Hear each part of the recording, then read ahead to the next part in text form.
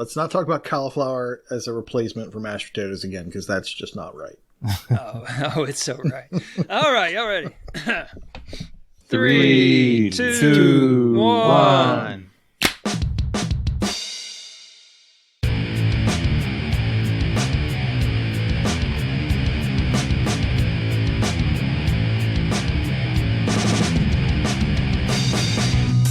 Hello, and welcome to Achievement Hunting 101, the podcast that will put more pep in your step than the theme song of Pac-Land. This is Level 130. I am joined today by, well, the normal panel. I'm kind of the odd man out today, but the normal folks are here. We have Mr. Koosh. How are you doing, Koosh? Not too bad. How are you?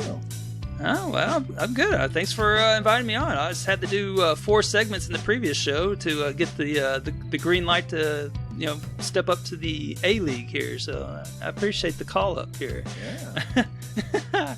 I'm joined by Brer Rocker, man. How you doing? I'm doing great. I'm a little peppy because I'm listening to Pac-Land theme song, makes sense. Yeah, I'm gonna have to go back and do some research. Yeah, it gets you going, man. It does. It does, man. It was a trendsetter. I think we might have talked about it in the last Hot Takes of the Broderlands. So you have to go check that one out in one of the 5 segments that I did last show. It's going to go up each time I mention that. And also I'm joined by the Ell. How you doing, Big? Ell? What the Ell, Elroy? Oh, man. What the hell? I'm sitting here so patiently waiting for you to introduce me. Oh, my God. You didn't introduce me. That's your impersonation of a Pennsylvania accent? Yeah. It sounds like Rodney Dangerfield. Hey. There you go. There's your first musty reference of the day. No respect at all. Oh, yeah, look at that. We've got 3 olds. And, I know. And aspiring to be old. Take my wife, please.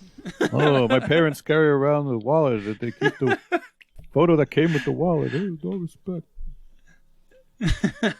That's terrible. All right, guys. Well, thank y'all for having me. I didn't think I introduced myself. I am Elroy. In case you didn't recognize me from the 6 segments I did last show, and I will be your wonderful host tonight, of sorts. And so I like to keep things moving. So why don't we just go right into our game showcase, where we pick 2 amazing games to discuss with you that we have been on top of this week. So I see 2. that Mr. Koosh. Yeah, I know. We got 2 each. We'll break it up so we don't bore you to death with our the monotony of our voices. So I'd love to hear one from Mr. Koosh here. What you got? Okay, so I recommended a game a while back called Tools Up because it reminded me of another game that I really liked and talked about several times on the podcast called Moving On. Or Moving Out. Sorry. I was saying, that sounds like a different game altogether. Sorry, that was a Freudian slip, apparently. So Tools Up is the game that I actually played with an exclamation mark. And that is a game that's all about moving or taking an apartment and fixing it up. So in some cases, there will be rooms that have wallpaper, and you need to rip the wallpaper down and put up paint.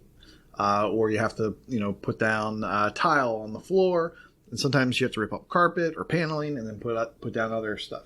Now, it's kind of in that same kind of 3/4 view perspective as Moving Out, and so it really kind of sold me on that. It's not as good, it's not as fast or fun, but for me, it's a relaxing game. Like I don't know if anyone remembers what I was talking about. One of the first games I ever played on the console that we got from Sears, which was the Channel F. Now, I've talked about this once or twice before. My favorite game was the Paint application, where I would just go and I would fill out the screen just like row by row and just kind of go in like that. And I'm sure that says something about me. But, because then you go and you delete it all. But it sounds like a terrible version of Snake. Yes. It's a less high stakes version of Snake. So this game for me is kind of like that. I had kind of a stressful week last week with work, and so I would take little breaks and I would just go in. I would turn off the time because there is a mode. It's kind of like Moving Out in that you can change the options to make it a little bit easier on yourself. They do put time limits on levels, which is a thing I hate. But you can turn those off, and you can still get all the achievements. And so I just turned the time off, and I just started doing some renovations on some apartments, and it was awesome. I really enjoyed my time. Now, there's multiplayer achievements in this. One is for 4 people carrying the same couch. I'm going to try that with 4 controllers. I'm sure it's going to work. There's achievements for making people slip. There's achievements for catching things that were thrown, or you catch it when someone else slips. You can make mistakes in this game. So if you accidentally put the wrong paint on the wrong wall, every level for the most part has a blueprint, and you pick up the blueprint and you look at it, and it sort of tells you what renovations need to happen to what rooms. And if you do one wrong, well, there's an achievement for that. If you accidentally make a mess and take that mess and don't put it in the refuse bucket, and you accidentally put it in like a paint bucket or like a resource bucket, as they call it, that's an achievement. And 'cause you will do that by accident. This sounds like it's setting a really bad precedent to the children. Yeah, well, I mean, yeah, it's gonna cost you money if you do this in real life. Just all these setbacks and mistakes and such. But yeah, it's I don't know how this would work as a 2-player. I think that you'd have to do a lot of communicating. Like say, okay, you do this, you get the resources, you bring them in. I'll do this room, I'll do the paint, and like when you're done with stuff, at the very end of the level, after you've done all the renovations you need to do, the last step is to clean up. So you have to get all your supplies out of the apartment, into the hallway. If you make a mess, you have to clean up every mess. If you accidentally knock a door down, you have to put that door back up. And if you put the door on the wrong wall, like the level won't end. It won't tell you which door is wrong, but you have to then kick that door down again and put it on the right wall. Wait. So you have all these tools, but you're kicking doors down? Yeah, you're kicking doors down. Okay. So they didn't think to use the old screwdriver and hammer trick and kind of knock the pins. Too much time. It takes way too much time. We're flipping these apartments. We got to focus on the profit. But yeah, so it's a fun little game. I am not playing it, like I said, in time attack mode or anything like that. So I'm just kind of using it to relax. There are achievements for doing time attack, but I don't think you have to like get golds or anything. I think you just have to complete the level in time attack. Now I haven't tried those yet because I just wanted to have fun with the game. Are those the party levels? Yes, they have party levels, and they also added the old traditional 45-point title update. They added 2 achievements for finishing all levels in time attack. So once again, you don't have to get a certain score; you just have to finish, I hope, and not fail too badly. And then you have to finish all time attack mode without any flops. So I don't know if that's falling or if that's making a mistake. So those are the highest value achievements, and of course they're the title update. So it visually it kind of looks like Moving Out, yes, but it seems to play more like Overcooked, but with home renovations. It is, yeah. It's kind of the mix of the two. Yeah, it's kind of got that feel to it. You can rotate the camera, but only when you have the blueprints in your hand. So you have to hold the blueprints, and you can rotate the camera, set the blueprints down, and then go do stuff. And sometimes it helps to do that because I just got to a level the other day where I had to paint each section of the wall a different color. So it was like you're doing like big sections in like blue and then green, then blue, and then green, then blue, and then green. But you can't see what color the wall is. It's kind of like, behind, like right in front of you. So I accidentally messed up one. So yeah, I'm looking at something right now, and like somebody's laying carpet, somebody's painting, and it's like they do 1 tile's worth of work. They have to go back to their source, which is their paint or their carpet. Yes. And they go back and fill it up. So originally I've not got this game because people said Overcooked and it looked like it was 4 players. You're saying it plays perfectly fine with solo with 1 player? Yeah, like I said, I just kind of zone out. I go into this game, I turn off the time, I just kind of zone out, and I'm like, okay, go get the paint. Okay, now go to the wall. Okay, now go to the paint. Now go to the other wall. And I just keep going back and forth. And I'm doing fine. I've gotten through, 17 levels now or something, and I've got 13 achievements already, and I don't think there's going to be any problem doing this solo. As long as you have 4 controllers, you're going to be able to get the couch achievement. I think you're going to be able to throw somebody and throw yourself into the water with just a second controller. So I don't think it's going to be a problem if you have no real friends like me. Do you have to like 100% the game, all stars and all that?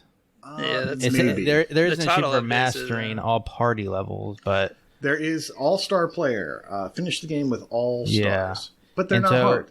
so does turning the time off just make that negligible, and you just can Yes. pretty much get it Yep. and not have to worry about anything as long As as you many do it? mistakes as you want. You can kick paint buckets all over the house as long as you clean them up. Yeah. All right, so I'm looking at. I got some questions for you. So, Okay. All right, so first thing is why all of a sudden this game? It looks like it came out in 2019 and it has a whopping 845 tracked gamers on it. So maybe it'll have 1,000 by the end of this year. What's going on with that? It was on just sale. Overlooked? It was on sale last okay. week. Oh, okay, that makes Dang sense. it. Okay. All right. I And just then, put a price tracker for I it. told you about it last week. Well, you didn't tell 2 me weeks it was ago. so easy. And That's true. Well, I didn't Chill. know that. I didn't know. All right. My next question has to do with now. I'm looking at this achievement list here, so I'm seeing. Well, now I can't find it. It's got an Admiral Akbar achievement. It's a drop. Which make a delivery guy stumble over a stain, and then I'm looking at a couple other ones. There's one like tripping on a dog, bouncing off lava, stumbling, creating a thing, fall into the water, and everything like that. And of course, I immediately thought, can you combine all these together like the sequence in Naked Gun where O.J. Simpson is doing a secret raid on the boat? Can you recreate this scene? You cannot recreate that scene. No. But That would be pretty epic. But you can cause chain reactions. And that one achievement is basically you have to knock over a bucket of something, let's just say paint. It'll make a splash on the ground.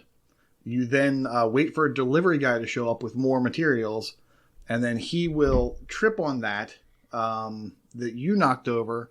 Yeah, you can basically set up a couple different of those things to happen at one time. And you can just leave a mess there. And then have the delivery guy show up. He will fall and drop the resource. So you don't have to go pick up the resource. You can just make him fall. And no liability. And then he'll just keep leaving the resources there. Normally, a delivery guy would show up. He'd ring the doorbell. If you don't get there in 20 seconds or whatever, he'll kind of walk away, and then he'll come back again later with the same resource. But if you throw like some paint on the floor, he'll trip on that. He'll drop the resource. He'll fall, hurt his back. He'll walk away, but trip on it on the way out too.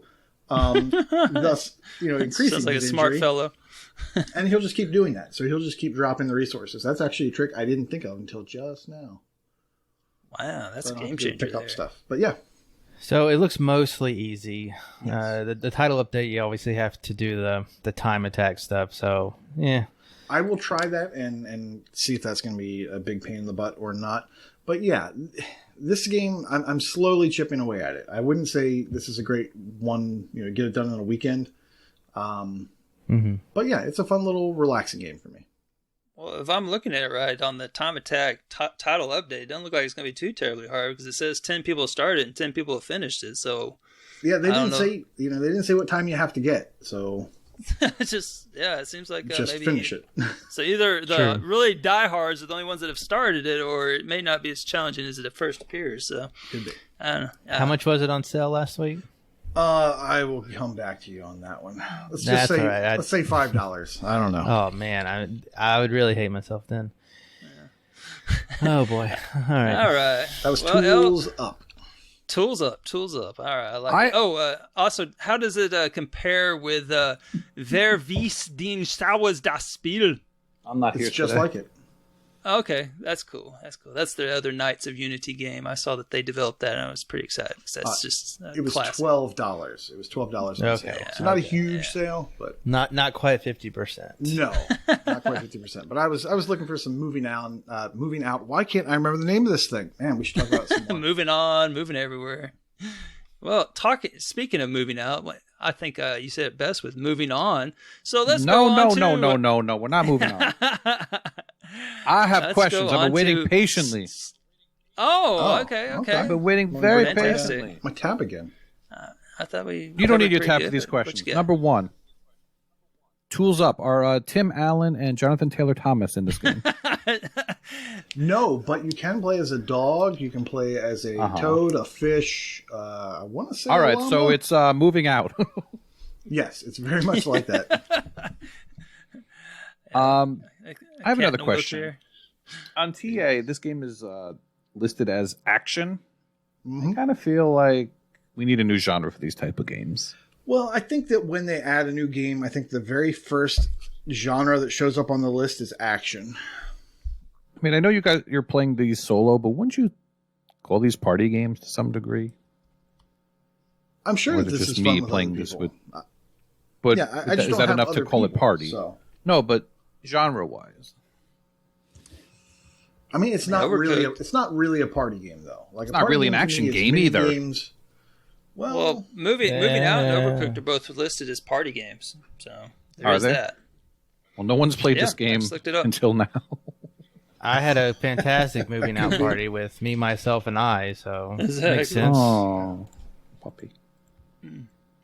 All right. Well, And Overcooked Yeah. Original is a party game too. It's only got 846 starts on TA.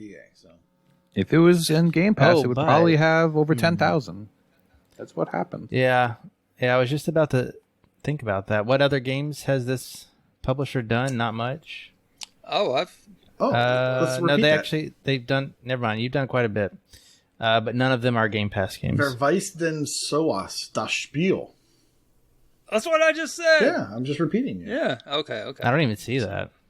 Yeah, that's about the developer. Oh, whoa, I was looking at the publisher. Yep. Yeah. 2020, All of the publisher games have never been in Game Pass, so not a good look for Oh, this they're one. the ones that did It Came from Space and Ate Our Brains. Man, that one. I'm not sure how I feel about that one. Well, they also did Ghost Runner. They published Ghost Runner. Which, I don't know. Maybe that's good. I've heard it looks good. It looks good. I don't know. Maybe it's good. Maybe It's good. not. It It's looks not good. 0 to 1 hours. Yeah. Yeah. But I think it actually is an action game, though. Yeah. Apparently, this one is too.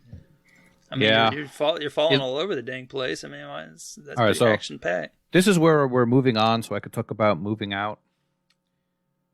And after playing Moving Out finally for the first time, and watching videos of this Tools Up game, Tools On, Tools Out. Yeah, this game looks very slow paced compared to Moving Out. Make sure you tell us a lot about Moving Out, because I don't think that our listeners have heard about this game yet. So it just came out. Yeah, and, brand new to Game Pass. We have not really dived into Now this let me game ask you very this: much. when it first came out, did it have that assist mode? Did you know there's an assist Moving mode? out, yes, yeah, it did. Yeah. Okay, it's always had it. I'm Wasn't fairly Celeste where it confident in came that out answer. later on. All right. Yeah. It so- was on there when I started. Anyway. I'm offering a fresh perspective. I mean, granted, it just came out, so man. I'm offering a fresh perspective as a 4-player family game, Elroy. Oh, okay. Okay. Yeah, So I would say I normal. forgot you have friends and. I know. I mean, I have games that I force my family to play. So we've been playing 4-player family games as we've been trying to. So yeah, this actually tied into Chewy's co-op thingy for the month. Normally I would be playing this with Michelle, but since she's not coming over these days, I played it with the family. And it's actually a lot of fun, especially with the assist mode. You can get a... What, you use the assist mode? Of course. You're I supposed to play for fun. Play for fun. Play Yeah, for I fun, know, man. thanks. Yeah. We can go through Not that. for the achievements. All right, if we wanted Devin here, we would have invited him on. But, I was a little surprised with you last week talking about all the zits and everything, and go ahead. yeah, you don't get to my disgusting gamer score by playing good games. You see, he flip flops. This week it's about fun. Yeah. Next week he'll be playing sometimes you games. I am not talking about fun. I wanted to point out, if anyone cares, that unlike a lot of games, all the players pop achievements. So all 4 of us are popping achievements. So that's a thing. We may have punched my whole family's punch card first. So just to make sure. I'm fairly confident this is not online co-op. No, I think it's don't local think it only. is. Yeah, it's local only, unfortunately. Does every single person in your family have their own gamer tag? Yeah, that was my next course. question too. Yeah, they have Big Yes, L1 my- and Big L2. No, my kids. You're doing this My wrong, man. kids play Minecraft on their own tags, and my wife watches her shows on her tag. So yeah. Okay, when did this happen? Hey. 'Cause, I mean, your always 300 happened. hours in Plants vs Zombies 2, I don't believe. Yeah, man. You got all that free labor there, man. You got free labor. You should be using That's putting when to good I use. have to threaten them sometimes. There you go. So anyway, if you're one of the 3 people that haven't played Moving Out, 376 hours in Plants vs Zombies Garden Warfare 2, and you still Man, have you it love complete. that game. you're a piece of Oh, Corey. Mystery Portal. You are a head jerk piece of donkey, Tennessean. There, That last part was there it is. that last part was This. mean. I'm sorry. Is there a point to this? Does this have to do with moving out? Because I I'm don't just remember trying that to- part of the game. I Oh, know so you're trying anyway. to do I know you're trying to do a fresh take here on this game that we have never talked about on the podcast before. So do elaborate. I'm sorry. So many dead horses.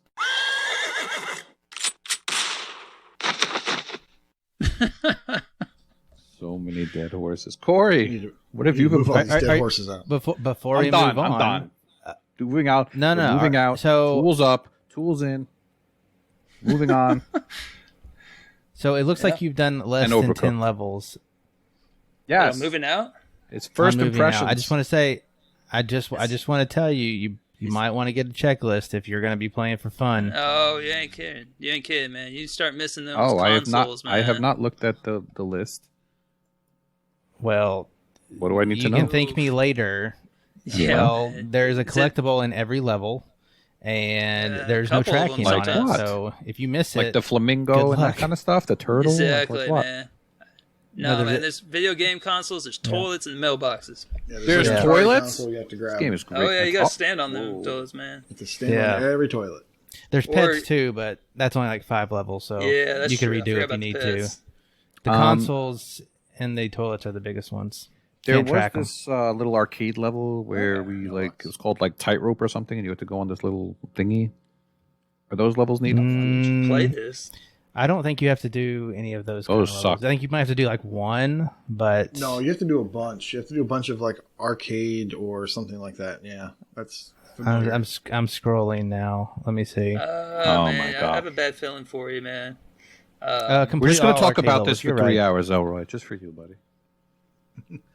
No, this is great. I mean, this is what the podcast community wants. They want moving out talk because they have not moved on from the last time we moved Oh, and it's out, on Win so- 10 too, Yeah, so you that's can so move out again. Let's talk about it again. So how's the let's Win do 10 it. stack? So yeah, are we talking about the Xbox version or the Win 10 one? Because that's an important distinction for our podcast listeners. So, which one was it? I think it's a Windows Phone. RIP. Oh my goodness, game changing. Okay, so I'm looking at this. It looks like he finished 7 levels so far. I'm not sure I how think the like 3 or 4. 110% or 11 per effort goes, but it looks like you have 4 out of 100, so that might be a problem because you got 4 out of 11 or 10, 4 out of For 100 collectibles? there, and you got 7 out of 100. Something possibly. I don't know. I just don't want you to have the same experience I did because I was missing one console. It was on the Frogger level of all of them, and It's on the and left. I couldn't figure it out which one I was missing. I finished the game and then I was missing one freaking arcade console, and that was the one I forgot somehow. So just be careful, man, because there's no way to figure out which one you're missing. It sucks. That's the one thing I didn't like about the game. All right. in Yeah, case I you want to fell hear. asleep, I that want to hear was the Moving Out. reactions to when you and your kids do the level where you can't break anything Oh off the yeah, wall and wait for a ghost to move yeah, a man. Screw freaking that piece of ghost, art man. off. I'm the excited. wall. Man, I played that one so many times that man, it actually made sense by the time I got to the separate one. I think I did we were the speed Windows running it. first. Yeah, I forget which one I did first, but by the time I got to the other version, man, it was so much easier because you just yeah. You fly right through it. Yeah, it's also for those of you that are still left in random contests that start with a G and end with a TT. You have you can preload the hell out of this game, and it's a good little drop when you need it. So that's what I used it for last year. So anyway, so Elroy, have you played anything? oh, I didn't know if you had anything else. I moving out, I can talk this all out. I mean, we can still do 30 minutes, but yeah. I'm more than willing to take over. So, how about we go with Call of the Sea. So Call of the Sea. I don't know if any of y'all have played that one or not. Has anybody played that one? Yes. Okay. So when I was playing through it, an important distinction. I played the Xbone version. Apparently there is a Windows version of it. I have not tried that one, but I expect similar shenanigans. Now, for this game, there's a pretty good walkthrough for it, so definitely use that, because why would you not? Come on. But there's a walkthrough, and it basically points out this game is kind of like an Artifacts Mundi game, I guess, if I was to try to nail it down without all the pointing and clicking. It's like a walking sim meets Artifacts Mundi game.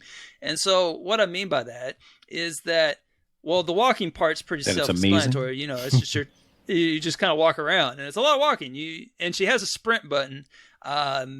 She must have some leg issues or something. I'm not really sure what's going on with her. She's not overweight from the pictures or anything, so I'm not sure what's going on with her, why she can't run a little faster, but she's just taking her time running. It's possible that mermaids just can't run very fast. Spoiler alert. So she is running around this island, trying to figure out what happened to her husband and everything like that. So does this sound familiar? It sounds like the plot of an Artifacts Mundi game.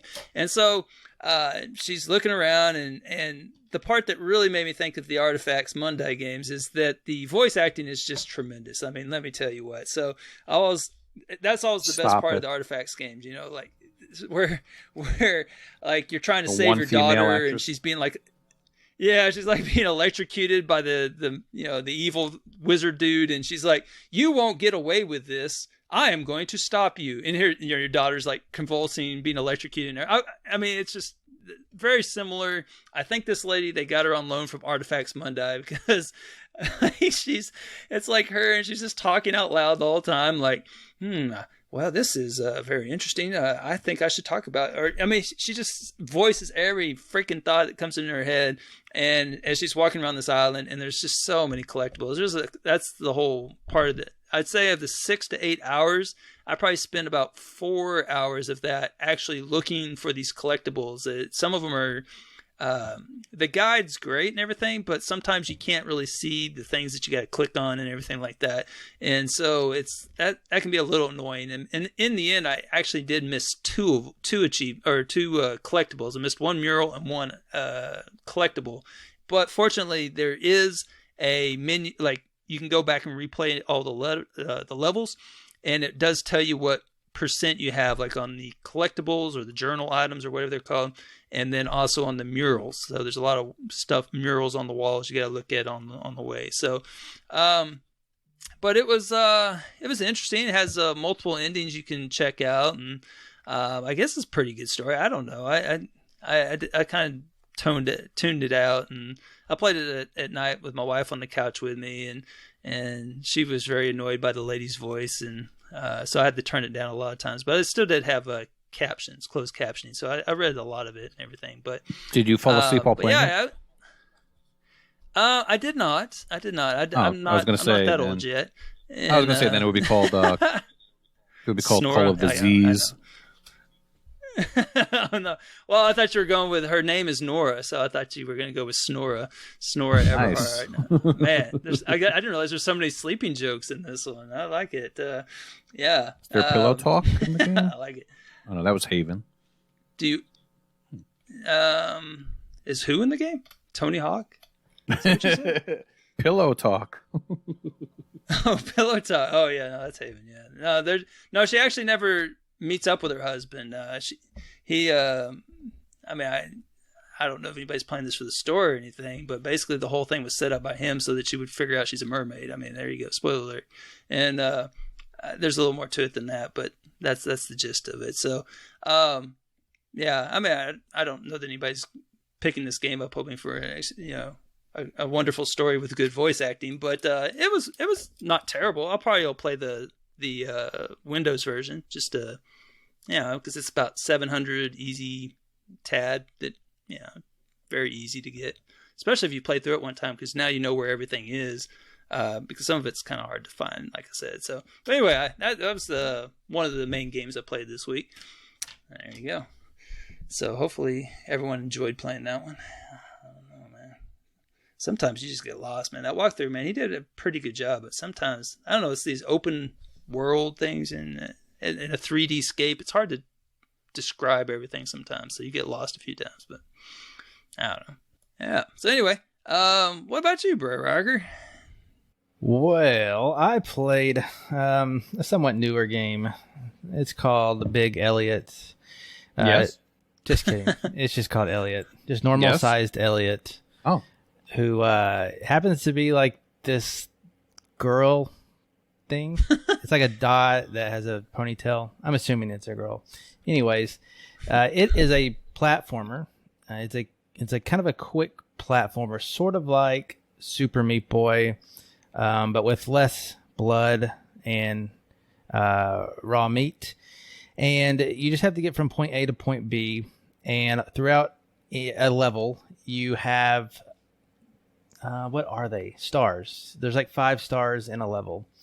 And you have to collect so many stars for the next levels to unlock. And I think there's probably, how many did I count? I played this on stream, and there's like 8 worlds or so with like 6 worlds each.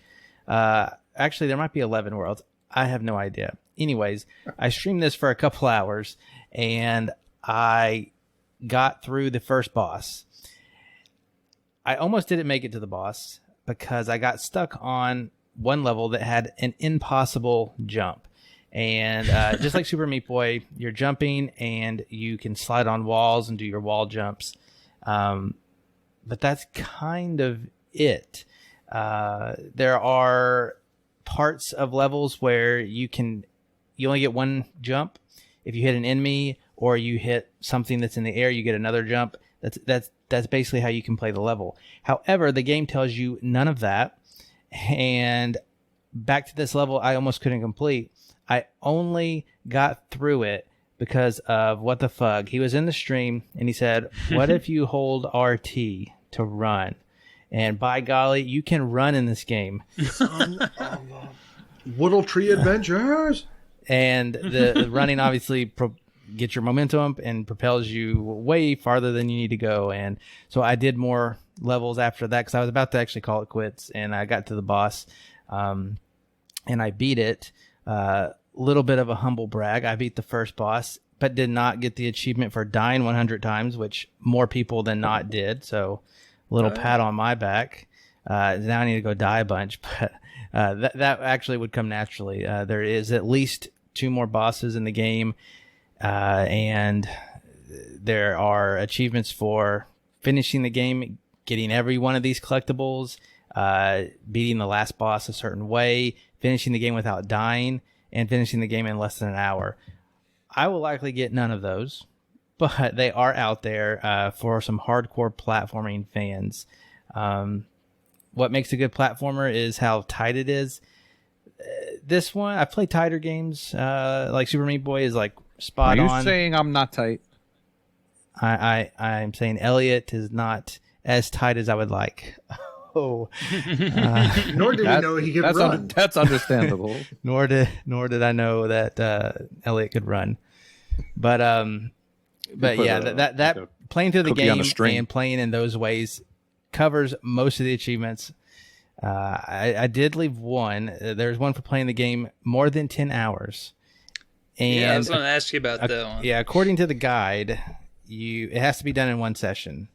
Luckily, you could idle it overnight, but and then finish the level. You have to finish the level for it to count. But so it's something that wouldn't take a lot of time, and it's currently worth almost 400 TAD. Yeah, that's why I caught my eye there. Yeah. 10 hours is child's play, man, to compare to this crap I've been doing with Bomberman, man. 10 hours, I can do that. I'm telling you, you could probably put 2 hours worth of work into this because you're not a millennial who can't do platformer. So you could get a little bit of the ways in a couple hours, I think, and then leave it overnight, and you could have a good chunk of TAD under your belt. Yeah, it's a pretty hard sell here, man. I mean, I don't mind it being ranked at 2.62 stars, 5,000 TA, and 85 tracked gamers. Yeah, so here's the thing. It's 85 tracked gamers. The first two achievements you'll come across is, which I only got 3 achievements total so far. The first achievement will either be completing episode 1, which it's not terribly difficult, but really, if you watch the first cinematic and just don't skip it, then you get an achievement after that. So that's where most of the starters come from. And only out of 82 people who have watched the first cinematic, only 9 people, including myself, have finished the first boss level. So that's how many stages did you say? So there's a second boss. There's 3. I don't know. I think there's like 6 stages per world, kind of deal, and I might have completed 4 or 5 or 6 world. I really have no idea. About an hour to an hour and a half. Of course, 30 minutes of that was figuring out that I could have ran and finished it a lot quicker, but well, it says finish second boss, and then there's no third boss or fourth boss, and then there's the only other boss mentioned is the final boss. So So I'm assuming that there's only 3. Probably split equally. One thing to note is that in the game there is an assist mode. I cannot find out what is completely different about it, other than when you collect a collectible, you can die and you will still have it. I believe nice. I started out playing in normal mode, and every time you die, you have to get all of them again. So that seemed to help with that. But I couldn't find a benefit otherwise. So you might as well turn it on and save yourself some trouble. That's a very nice perk. There's I don't know if you ever got around to playing that other game that Dead Dungeon has that not issue. Yet. No, when you play that one, it has a similar setup where there's collectibles and you have to grab them, but you also have to make it to the exit, or else you got to do it again. So that would be huge. That's a really nice assist, to be honest. Yeah. This is a Jandu Soft game. They either make really crappy achievement games or pretty easy ones. This one is very skill based. So if you like platforming and you like a challenge, give it a go. All right, now wait a minute. You know, now this they'll just change this is ridiculous. And add 5,000. Are you saying I need to write to the developer and get these achievements changed because it's too hard? Mm-hmm. I can do it. Yep, and add 3,000 title. If anybody could, 3,000 title it might be you. Because this is the second game with my name in it. The first one, Elliot Quest, was like a Zelda 2 clone, and not a very good one at that. Looks like only 50 people have that on their tag. But actually, I played that game for a while. Not many more will have this one. I played Elliot Quest and couldn't get an achievement on my tag, so maybe I lucked out. This one looks like you said, easy to get on your tag, but hard to do well in. Yeah, exactly. I don't think many more people will come to this. You did better than anybody else on my friends list. You have the highest score. I take that first boss battle in pride that I finished. One of 9. So I think I might go back to it a little bit. Only 4 people have done the second boss level, so I don't know. It's definitely not something I'm not going to complete. I'm definitely not going to grind it out to beat it in less than an hour or beat it without dying. That just sounds terrible. There is level select, so finishing the game collecting every note would be one to try. But yeah, I enjoy a good platformer, and maybe I should track a leaderboard on that or something. But no, it looks like you need to find a good platformer. Well, yeah, it's no Celeste, although if they had Celeste assist mode, that would be great. Yeah, absolutely. Yeah, I just recently played that one. That's nice, being able to fly around. I mean, you need to play for fun. Yeah, I would totally never use assist mode in Celeste. It is only $6, totally. So I'll give it that. Well, yeah, they wouldn't put it on there if you weren't supposed to use it. I mean, let's be honest. So. Yeah, I totally did. All right, well, yeah. So, Mr. Koosh, I think I've seen a sneak preview of this next game before we started recording. But what's your next game for the game showcase? Well, actually, let me back up for a second. Corey reminded me of something about Tools Up. This has a press start achievement, so be warned. If you're going to fire up Tools Up and you start the campaign, you've popped an achievement. So just so you know, I know people, they hate that, so just be warned. So yeah, the game I'm going to talk about very briefly is Indivisible. And we talked about this a while ago when it first came out, and it was kind of more of a first impressions because I hadn't gotten too far into it. I think I wasn't super sold on the game, but I wanted to keep going. And then, of course, I got distracted, so I didn't.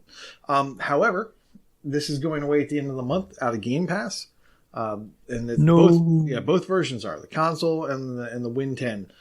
So I actually put some more time into this game in the past couple days, and it got better to me. Not everybody. Now, the nice thing about this is I'm not racing the clock, really, because we still have many days left. We still have more than a week left in the month, so it doesn't feel like I'm trying to beat the clock. Are you going to try to do the stack or just a single one of them? Well, I purchased the game when it came out because it's a Vayner and it was really pretty, and it was on a slight sale. So I already own the console version, so I don't have to do that one right away. Okay. So I'm just going to focus on the Win 10, and I think I'm going to try to move towards other games I think are going to leave soon. So like a Plague Tale, I think I'm going to try to do one playthrough of that next. But going back to Indivisible, this game, it's really pretty. And if you stop, it's nice because enemies won't come up to you if you're sort of standing still. If there's no enemy on the screen, no enemy is going to show up and attack you. So you can sort of stand there and look in the background, because there's a lot of parallax in some of the levels, and you'll see like hills and like other stuff going on way far in the background. And it's really very pretty. And I was talking in the Discord today about, why is no one talking about this one feature of Indivisible? And it's this. And I probably oversold it. This is the first game I can remember where when you load the game up, it automatically loads your save, and the menu screen that says press whatever to start is actually your saved game. So you are looking at the credit, or at the press start screen is actually where you last left off. And most times, because of the art in this game is beautiful, it's a really attractive screen. So you're not looking at the same splash screen every time you load up the game. You're looking at where you left off every time you load up the game. And that's just a nice level of detail to this game. And like I said, I oversold it. But I definitely did. I think that's interesting. And maybe, maybe not. Sounds like they got a little lazy and didn't want to make the extra screen there. I don't know. I'm trying to think. Another game has to do that. It sounds so familiar. I can't think of one. It's definitely not very common. But, no, not common. But I think you know what? It might be the version on console that does it too. But yeah, so okay, so what has changed about this game from when I first started playing it to today? And that is I have unlocked more abilities. I kind of have a better idea of the flow of how the game is supposed to go. It doesn't really tell you where to go. It kind of gives you the ability to, once you get to a certain point in the story, it says, hey, go to this town or this town or this town. And I think there is a better order to do that. I don't think I did it in the right order. But you're not using the walkthrough on that? No, because I wanted it's a Vayner, which is my genre of choice. I like this type of game, so I didn't want to have any kind of a walkthrough at all to this. Okay, I know that's weird.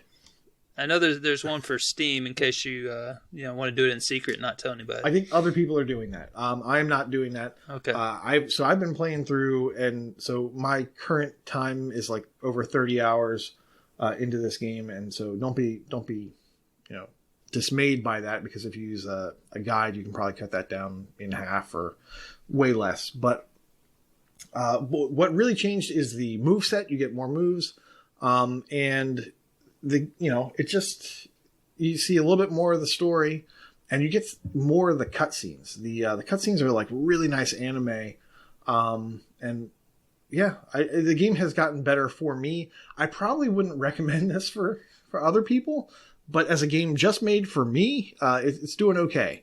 It's not super fantastic. It's no Ori. I'm not going to go out there and talk about it like crazy. But it does get better. If you're looking for more of that Metroidvania platforming, it does get more of that later. Once you have all these movesets, you can start doing complicated chains of them to get through kind of a gauntlet session you have to do to get to one area in the game. And that's when, to me, I was like, I'm really having fun with the platforming in this game. The combat is, it's not great. It's not horrible, but it's not great. But for me, the platforming really started to shine in one little section. So it's kind of a missed opportunity, I think, altogether. They could have mixed it up a little bit better. But yeah, so I'm putting time into that, trying to finish it up before the end of the month, and I don't think that's going to be a problem.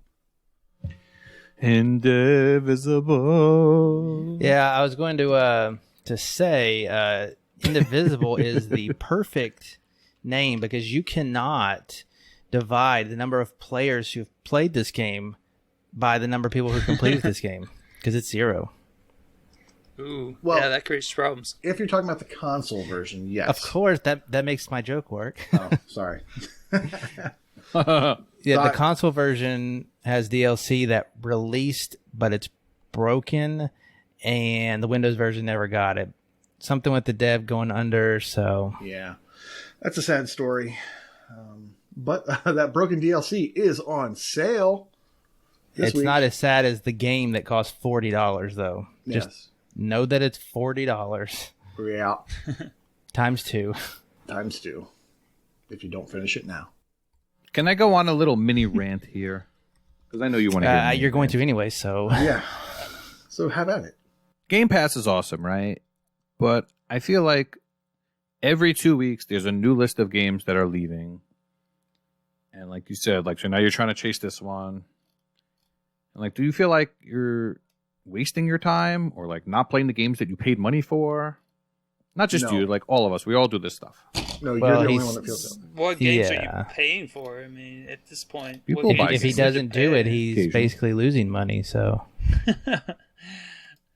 right? So, but I mean, all the games for that Game you Pass? do buy are like $5. It's Some not like people, you're buying a bunch some of these, people so. use RTDL to determine what to play. Other people Absolutely don't tell them that that's wrong, and instead they use what's leaving Game Pass. I'm not saying you're wrong. I'm just saying. I know. A lot of people. I'm saying we all have our own way to determine what to play. Are playing Game Pass games. So I'm also buying 36 games a week. So if I'm also playing play them all.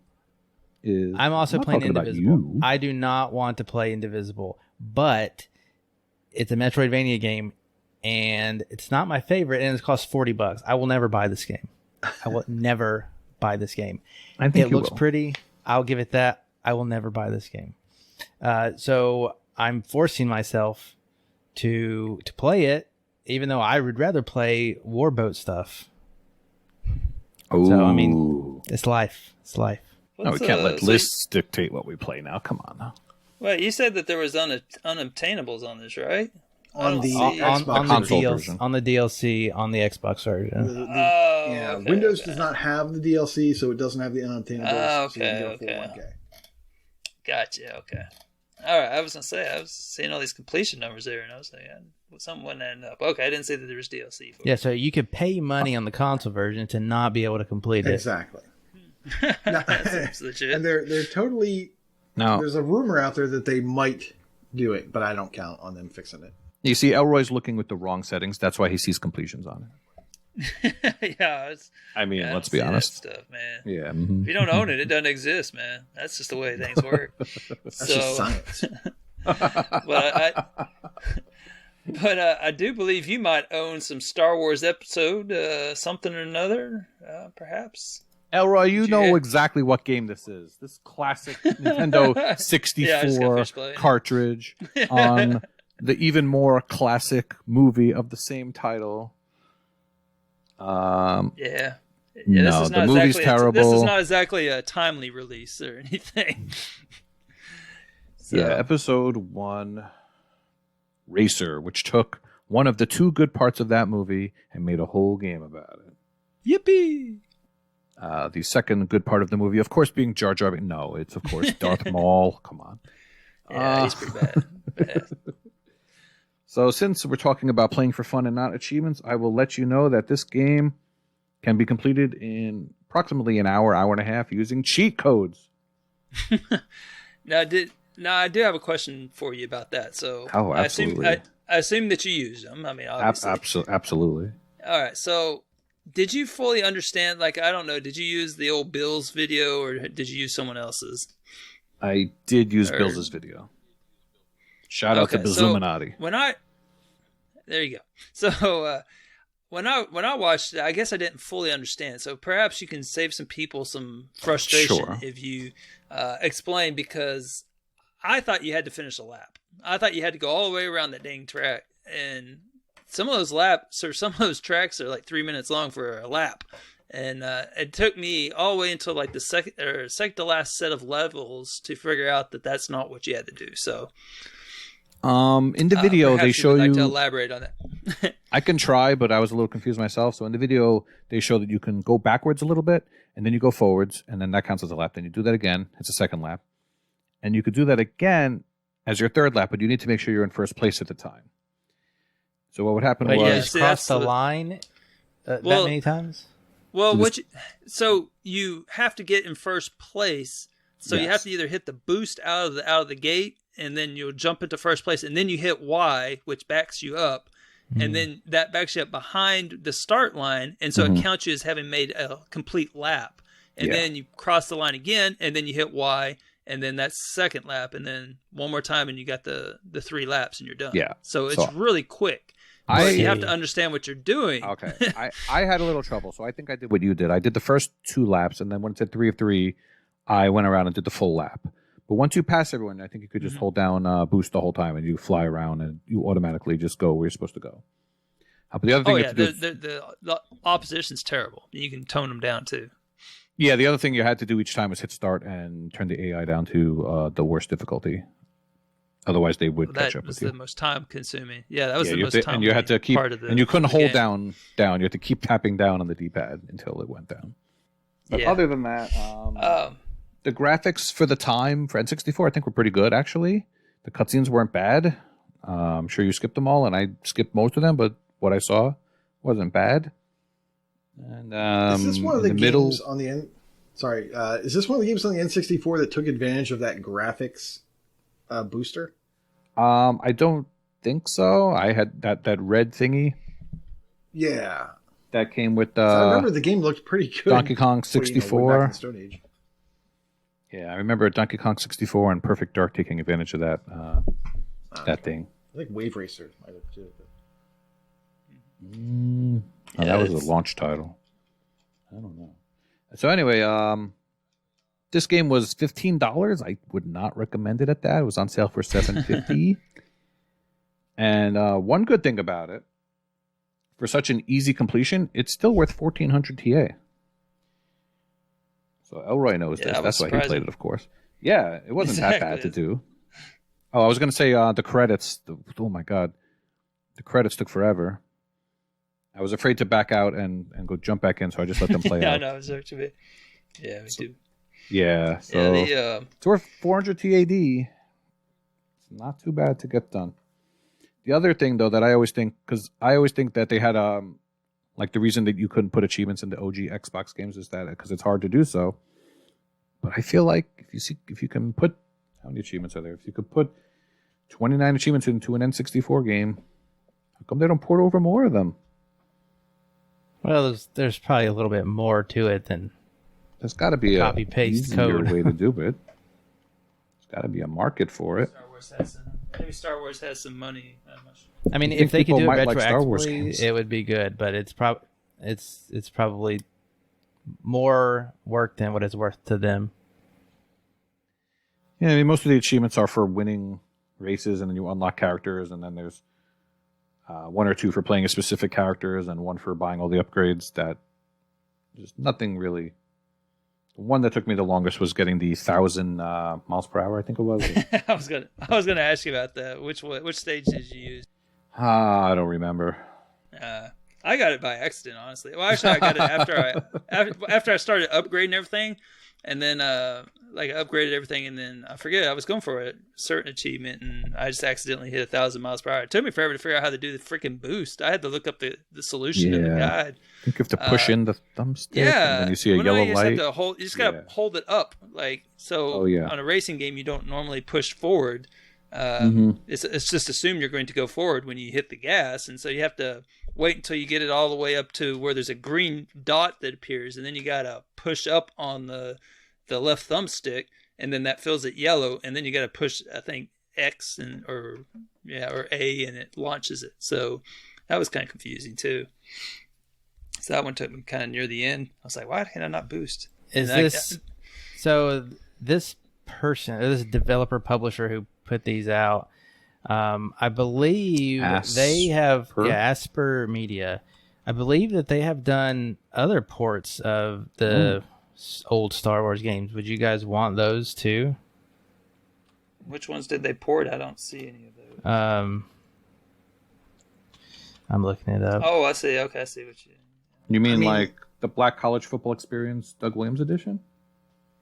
I feel like I would want the Rogue Squadron games, but I feel like they'd just be horrible. And it would just it would ruin the old experience in my memory. I love those games, but they're hard as hell. They also did these Jedi Knight, Jedi Academy stuff, Jedi Knight 2. I have no idea what these games are, but they're on PlayStation 4. I see they did that Morkred game. It seems like everyone's playing that game now. And Game Pass. Yeah. I mean, if they did it, I would probably play those games, and then it would, like I said, it would probably ruin my memory of them. Dark Forces. We were old and played like X-Wing versus TIE Fighter and those type of things. They might have also done KOTOR. I'm not 100% sure. Did they do Shadow of the Empire?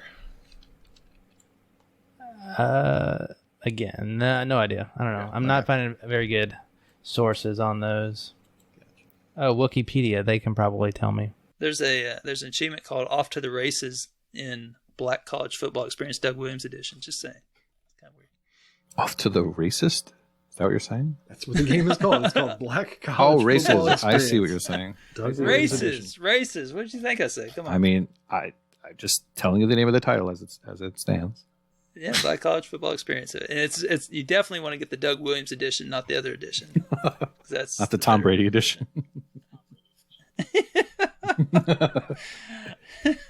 I've never heard of that game. It's a classic. It's a classic. I was under the impression I'd seen all the names of these old 360 games at this point. Nope, that one I have never seen. Oh, did you think I was making it up?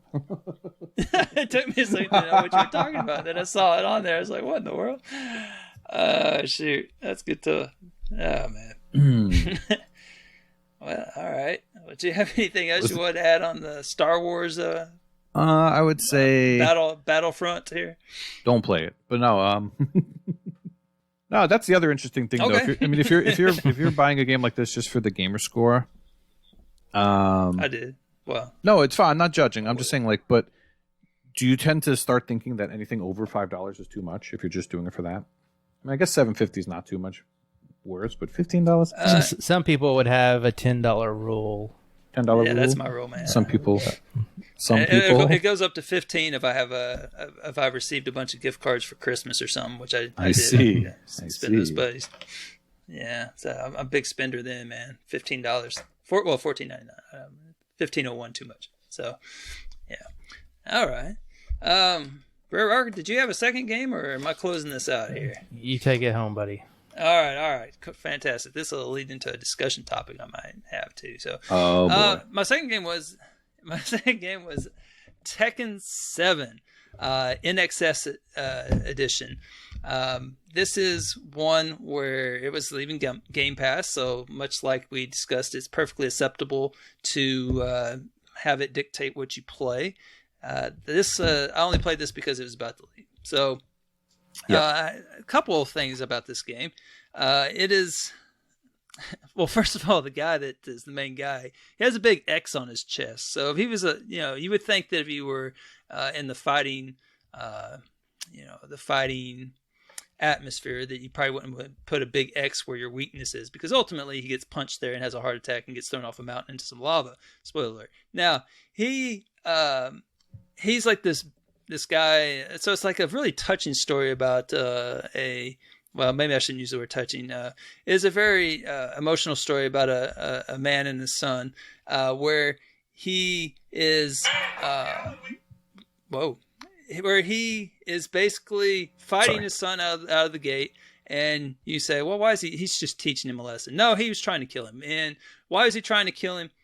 Because he was a hellspawn of the devil. So generally when you have a child that is the hellspawn of the devil, you try to kill them and then you throw them off of a mountain. Okay, so that's exactly what he does. So you can't fault him there. And then you might say, well, why is the child the hellspawn of the devil? Well, turns out that he gets it from his mother. So you guessed it. So he choked the devil out of her. So he threw the kid off the cliff, and then he chokes the devil out of the mother. Well, actually, he choked the devil out of the mother first, and then he threw this hellspawn off the mountain. So before you prosecute him for his actions, you should just know he was right.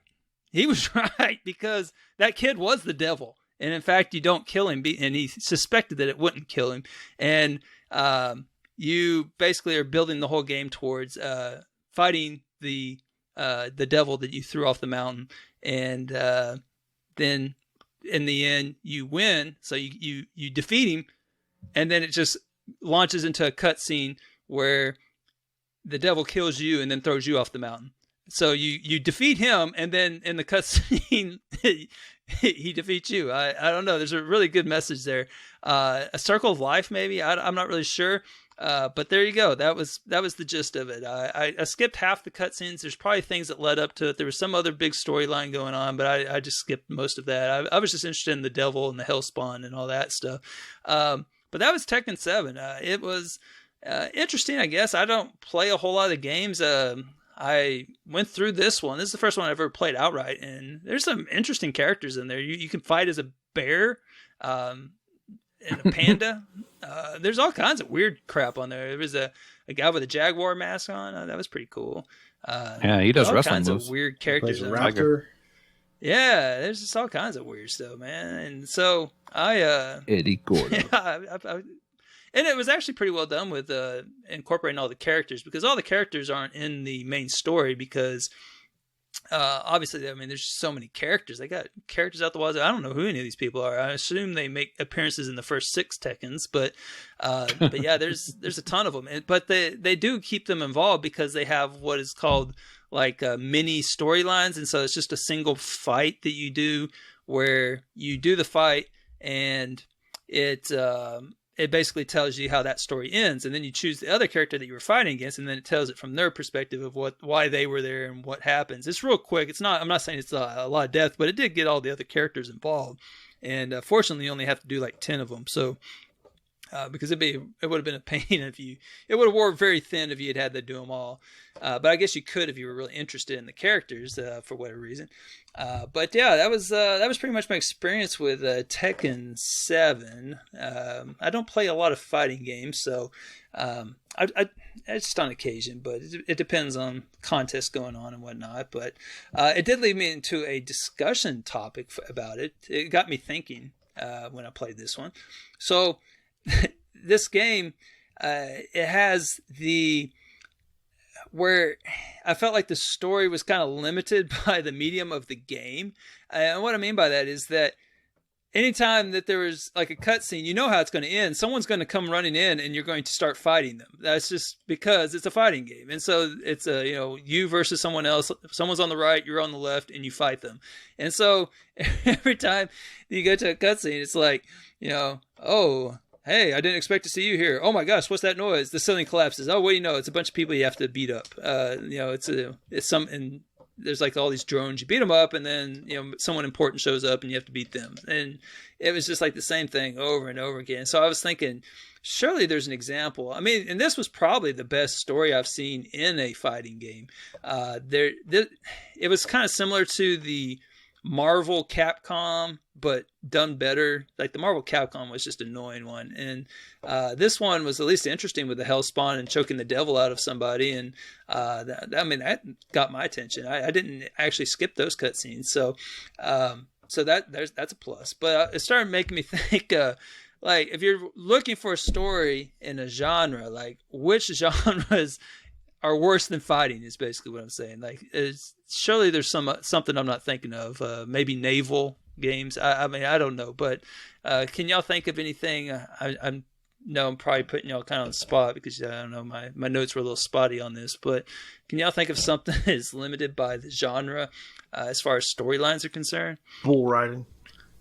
Yeah, bull riding for sure. I don't know. Toro really took the bull by the horns and took it to the next level. So, but what I'm trying to say is like all these other genres, like fighting games, they've really advanced technically. I mean, you went from just basic Street Fighter to something like this where you have all these different characters and just crazy moves and all this other stuff going on. You can tell the advancements are there, but yet it still feels somewhat limited. Like in Street Fighter, you just get a single cutscene, or you beat the game and you get like a very brief moment where your bride runs out and says, "Oh, Ken," and then he shows you getting married, and then that's it. That's spoiler alert. That's that's how Ken's storyline ends. Yeah, I had that DVR, and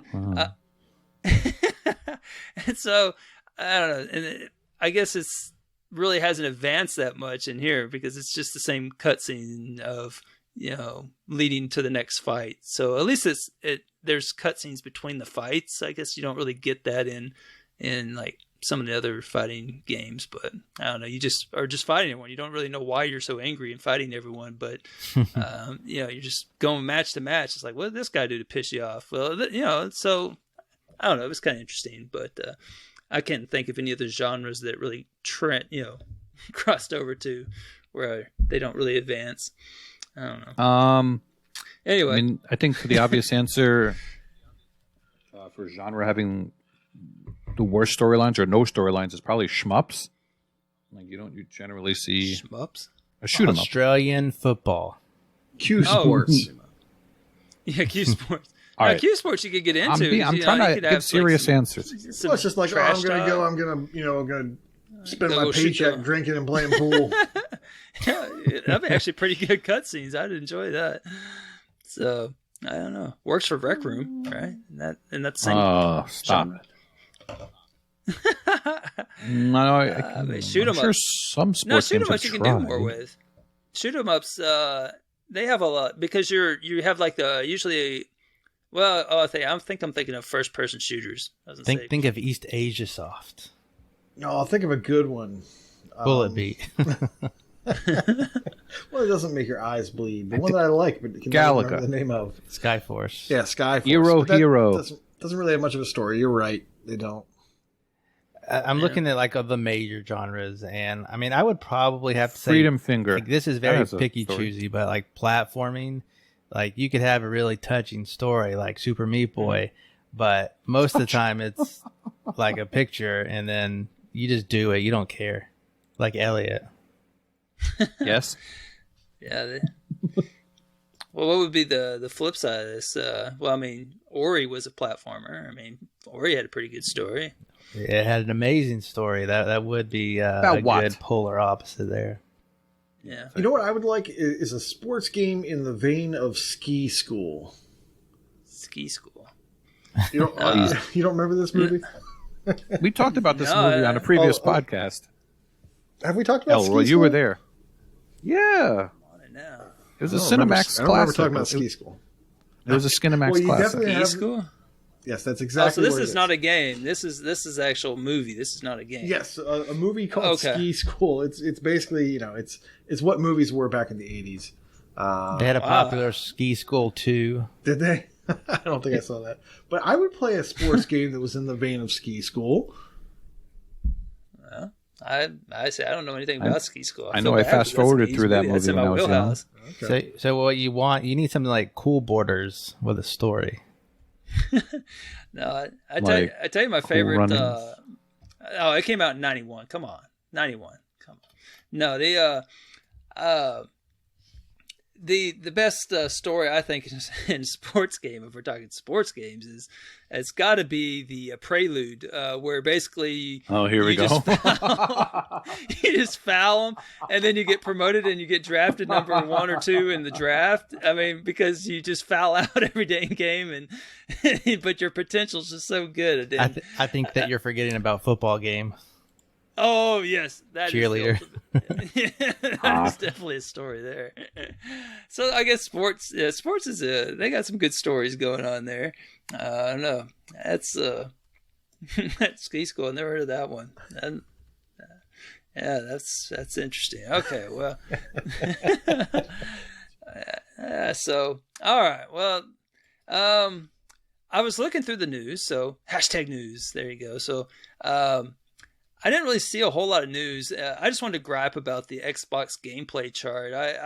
It's been about 6 months since I've looked at this. I don't know. Every once in a while, I never look at this number. But what is going on with this? I know I'll probably say the exact same thing I said 6 months ago. But what is up with all these games on here? Who are still playing all these games? Fortnite's number 3 still. All this Call of Duty crap, first person shooter, you know, and there's a couple decent games on there, but I was really disappointed. Actually, you know what I was most disappointed on is, there's number 27's PUBG. I think y'all were talking about that last week about how no one plays it anymore. It's still number 27, so I guess somebody plays it.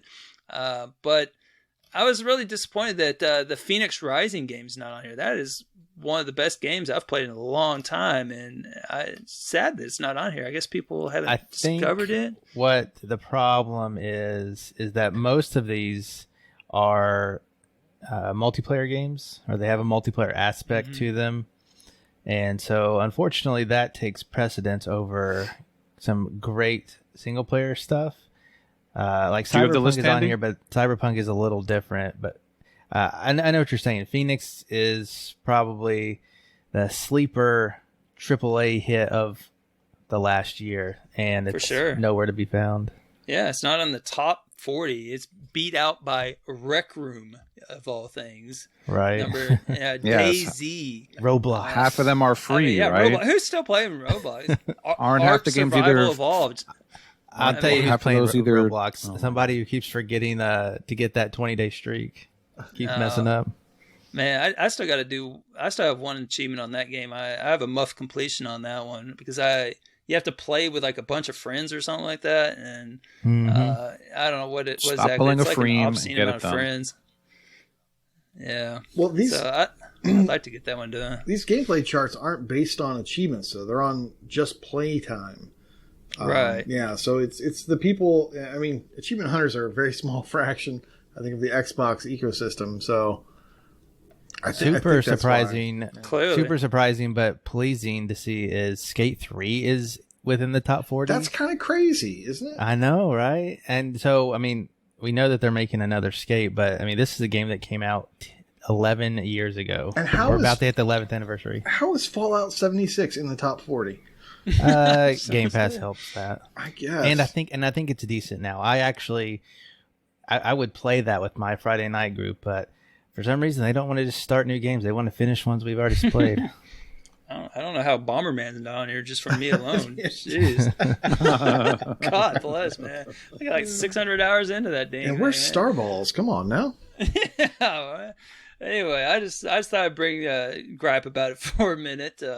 I haven't played like any of those games, so there you go. But let's move on to hot takes. All right, it looks like I'm the only one with a hot take today, so maybe y'all surprised. Maybe this will stimulate something in your brain. But I just wanted to come out and tell you that I played Story of a Gladiator.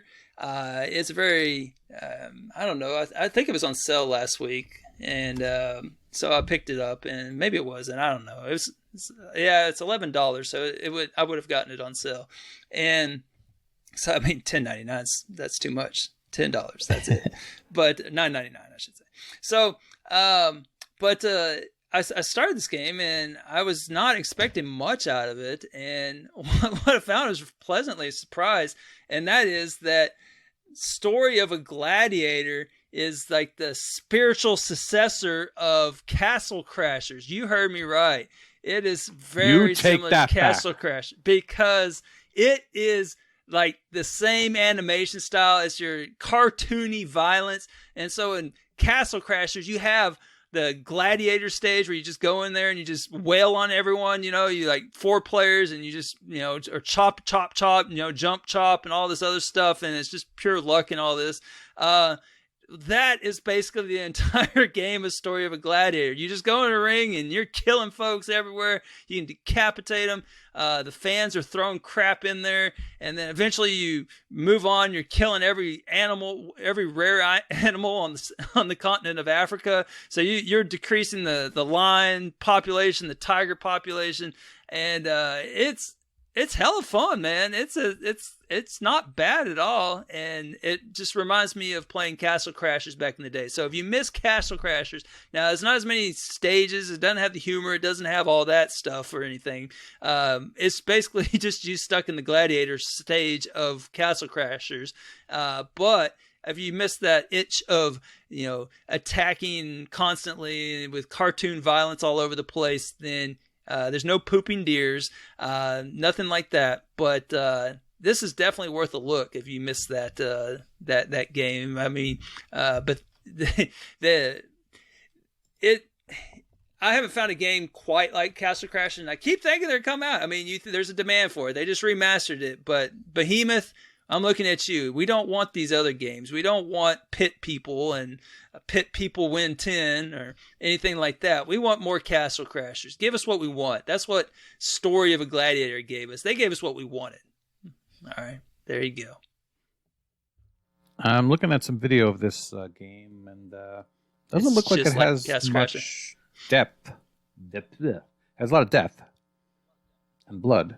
Oh, it's got death. Yeah, it's got death all right. Does it have I see some co-op, do you know? I don't have friends, so I don't know. It's possible. It just might. Like I didn't see anything about that. But you basically are just doing the same thing over and over again. You're going in there and you're killing folks, man. And I actually found a cheese method. I don't know if I'll give it to these good folks. I haven't wrote it in a guide or anything, but basically what you want to do is open up the first stage of Africa, and you kill Toto, and then you basically have 4 enemies that you have to kill. That was an 80s reference, in case you missed it. And so you kill 4 enemies, and and that is worth somehow 500 gold. So, and it's really quick. It's like 3 wild animals and then some dude that thinks he's tough. And so you just slash, go find the guy, kill him real quick. I mean, it takes like 20-something seconds. And so you get 500 gold for that. And most of the upgrades are only a couple thousand. So if you just sit there and grind out that same stage, if you spend about 20 minutes on that one stage, you can buy every upgrade and you'll just fly through the other stages. So if you're looking to play this game, that is a very easy way to cheese it. So I started that, and I haven't lost since I did that, because you can just buy all the best upgrades and just go right through it. So I'm sure that'll be very helpful when if I try to get a completion on this, because there's a hard mode on it. So if I decide to actually try, I may have to do that. What drew you to this game? Because it does not look like very easy, and like there's TAD there, but you actually have to like work for it, from what I can tell. No, you really don't. Because when I found this cheese method, it's pretty easy. Like, seriously, it's pretty easy. All you have to do is just but you didn't know about it before you bought it. No, I didn't. Yeah. No, I did. That's fair. But what drew me to it was that I like hack and slash genre. It's one of my little guilty pleasures. I do like the hack and slash genre and beat 'em up genres. They remind me of some, the old 4-player Simpsons and TMNT games and stuff like that. And so I like a good hack and slash and beat 'em up. And so I thought this was worth it. It was really cheap at the time. I think I told you. I sent you a message when I was just like, I'm going to buy this game. It was on sale. And so I don't know why I bought it, to be honest with you. It just looked probably like, cheap. Yeah, it must have been dirt cheap. And I don't know. I don't have any friends. I see Exprovos plays it. That's about it. He looks like he sampled it, but everyone else, not so much. I almost bought it 2 times. So I one time I left it in my cart and I forgot to buy it. So that one passed me up. But then I saw it a week or 2 ago and I was thinking about it. But now that you're telling me it's like interesting beat 'em up, I'm kind of. Yeah, it's. I mean, seriously, it feels like playing Castle Crashers to me. So that's what it felt like. Okay. Yeah. So I have two more things. One, I'm looking at one of the screenshots, and it looks like it's the Africa level, and it looks like there are pits. Can you pull a 300 moment? Oh, absolutely. There's an achievement for it. Nice. Yep. Nice. Death Pit achievement. That's the last achievement I got the other night. Was you have killed someone by kicking them in a pit, then there's these creepy guys, man. They run around. They're holding these heads up, right? They got their own decapitated heads. You're making decapitated heads, but they got their own. They brought their own to the pit, and so they walk in with that thing. And if they hit you, you take off running like a little girl, and you fall in the pit. I've never figured that part out. So those guys are a little dangerous, man. You gotta watch out for them, man. They're holding those decapitated heads. You gotta watch out for those guys. And the second is a comment/recommendation. Have you checked out Scott Pilgrim? Yes, I played that in my days before I was an achievement hunter, and I don't know that I even have any of the. I think I played the demo for it. It's worth more gamer score now. Yeah, well, they have a brand new one out, a remaster. Oh, I'm gonna have to check that out. Yeah, I played it very briefly because I actually liked that no, movie. it's not a remaster. It's just a port. Complete edition. Yeah. Yeah, I just see that now. No, I'll probably have to check that one out because I did play that one briefly as a demo, I think, way back before I even knew what achievement hunting was. So, well, bud, we're gonna have to get you about 2,000 more hack and slash gamer score to be within the top 50 for Tennessee. We'll Nice. work oh, for on real? that. Yeah. All right. I did not know that. I'll have to up my game there. I do like hack and slash, so For all of you curious, challenge accepted. according to Co-Optimist website, where you can find great knowledge on co-op games, Story of a Gladiator is 2-player couch co-op only. So there you go. Oh, there you go. Even more like Castle Crashes than It is fantastic. It is. Yeah, man, you would enjoy this game. You have friends. You might like this one. Not really. So, is it better or worse than Bud Spencer and Terrence Hill's Slaps and Beans? Ooh, nothing's gonna. I know that's nothing. your I old mean, favorite. it didn't have the soundtrack alone on that. Bud Spencer slapping some beans is definitely the route to go, man. I love that game, man. I listen to those songs just all the time, man. I don't know. I just can't get enough of their little. Oh yeah, you put that on your songs, gym playlist. More of my cruising playlist. So I listen to it. Yeah, Put the top down of your car and cruise for chicks. Yeah, the arm out the window. So, yeah. All right. So, how about some community questions? I feel like I've been talking a lot. Somebody else want to take some community questions? We did not have any from outside the community, so I did a podcast or a segment with X and Chewy earlier today and asked them for some questions since we had none. So, that's why you'll see a theme here. All right. So, this is probably the best of the questions. It says, should games that are longer than 50 hours be given more notice, like give you more notice if they are leaving Game Pass? Because we had talked about this earlier where you feel obligated to finish those games. And, if it's a longer game, should they give you a little more advanced warning? And that's what Chewy said. I thought it was a pretty good question. So my answer is no. All games should give you more notice. Yes. I think that they should at least give us a answer. month. I think a month is reasonable. Why not? 2 weeks, half a month is kind of like, yeah. Why not just when a game goes into Game Pass, they tell you the day that it leaves Game The Pass? expiration date. that's crazy. That's crazy talk. That would be good. It's too much You knowledge. guys all stole my answers. God, Sorry. Too much knowledge. People will be Yeah. I mean, buying it when it goes on deep sale. They should do that for Netflix and everything else too. Yeah. I want to say HBO Max tells you when stuff is leaving. It tells you if you go to Last Chance, like it's going at the end of the month. Sometimes it could be different, like Wonder Woman's the only one I can think of, but I think a month's notice would be better. Now, it might not help your 50-hour games too much, 2 extra weeks, but Well, I mean, how are they going to judge what's a 50-hour game? Did this come up? It just depends on how you play the game, you know? yeah. Did this come up with the announcement that Final Fantasy 15 is leaving Game Pass? We got a lot of stuff leaving Game Pass. Yeah, Well, but that's going to be a big section. But That's there is clearly there is a light. that's a long light one, at the though. tunnel on this one, though, because we got something coming in that make you forget all of that. And I know Brer knows what I'm talking about. So, all right.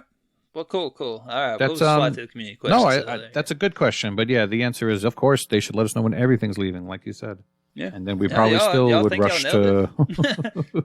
Y'all nailed it. That's a good point. I mean, yeah. You hear that, Larry?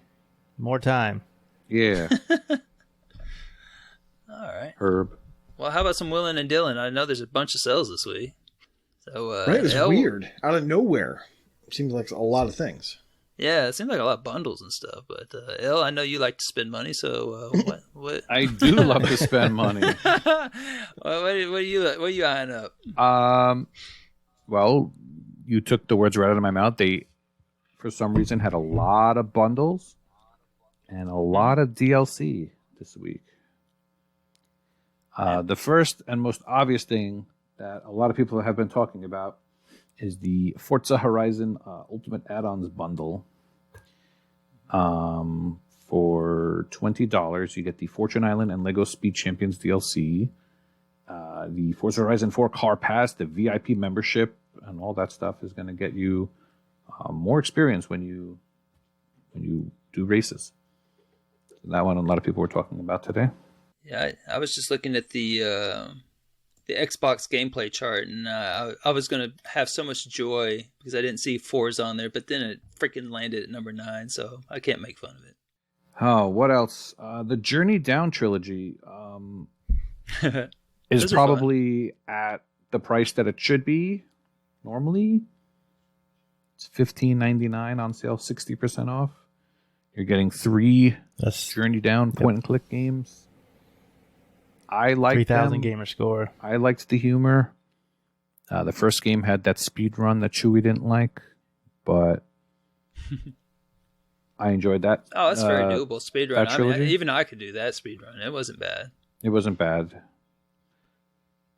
Super Volley Blast and Super Tennis Blast combo for $6.99 for both of them, 65% off. That's some more doable completions. Deponia 4. Deponia Collection is 4 games, So $10 would normally be $40. But I guess Deponia 4 would be the 4th game. Oh yeah. And there's a bunch of Artifacts Mundi games in there. I think I'll pass it off to Nate. He's got some of that in his stuffs. Yeah, there's the Summer of Adventure bundle, which is $30 down from $60, and that has 6 games in it. Now, Artifacts Monday, they seem to do weird bundles all the time. So you'll get, when you buy a bundle, you'll probably get 1 or 2 games that you already got from a completely different bundle. Yeah, that's the annoying part. Is why can you not mix and match? Like pick any 4 for whatever. Yeah, or something. And I like these games. They're fun, kind of wind down games or whatever. You just want something easy and Man, I like not them. when your eyesight's going bad on you. There's man. that. Shoot, man, I have to ask my wife for help. Man, I'm looking across this. I don't see any. But what do I do with this diamond on this glass? Honestly, I know what to do with the damn diamond. I just can't find the fan, or I got to Dark Carnival. I was playing Dark Carnival last week, and I got to the part with the diamond in the glass, and I just started nice. laughing. I posted a screenshot. Did you have to wrap it in a rag first? No. That's the modify is that it's a jagged diamond, so you have to put a rag around it because God forbid you cut your precious hand. No. Never mind, time is of the essence. No, just had to cut the glass, and then I can't take the meat out yet because I have to put some sleeping pills in it. But wouldn't it be more beneficial? And I think somebody said this in Discord, just to take the diamond and run. Just be done with it. I don't need to see this woman. Yeah, because usually that diamond's huge, man. It's not a small diamond. I mean, it's always like this. It's the biggest diamond you've ever seen in every game. So, but speaking of Artifacts Monday, there's actually 2 single games as well. Ghost Files, which is $3.74 down from $15, and The Secret Order, which is also $3.74 down from $15. Ell, did you mention Queen's Quest? I think you did, right? The bundle. Oh, I was going to, but I saw it on your list, so I passed it on to you. I was going to leave that one, and I was doing some research. Yeah, Queen's Quest bundle is $9 down from $36. It's 3 games. It's Queen's Quest 2, 3, and 4. Yeah, we never got number 1. How are we going to follow the story? I don't know. What I was going to say earlier, the Summer of Adventure bundle actually it has 6 games that aren't in series. So a lot of times you'll get like a number 2 or number 3 of like Eventide or like what's the Nightmare from the Deep or something like that. But this might be one of the more safe ones to get. Yeah, that's true. But My Brother Rabbit is in another bundle with a game that I hadn't heard of, Irony Curtain from Mardarushka with Love or something. Yeah, X actually talked about that. Yeah, wasn't he the first to complete that game? I don't know if he was the first, but I know he definitely liked it. If he said it, then it must be true. Yeah. So I'm going to have to look that one up. And the last sale I want to recommend is the Fall Bundle. I feel like the Fall didn't get enough attention. It was a fun. It was a good, interesting story. If you're into games for their story, where you're just kind of figuring the story out. It's an immersive story, so you figure it out as you're going along. And there's a big twist at the end, and I was like, ooh!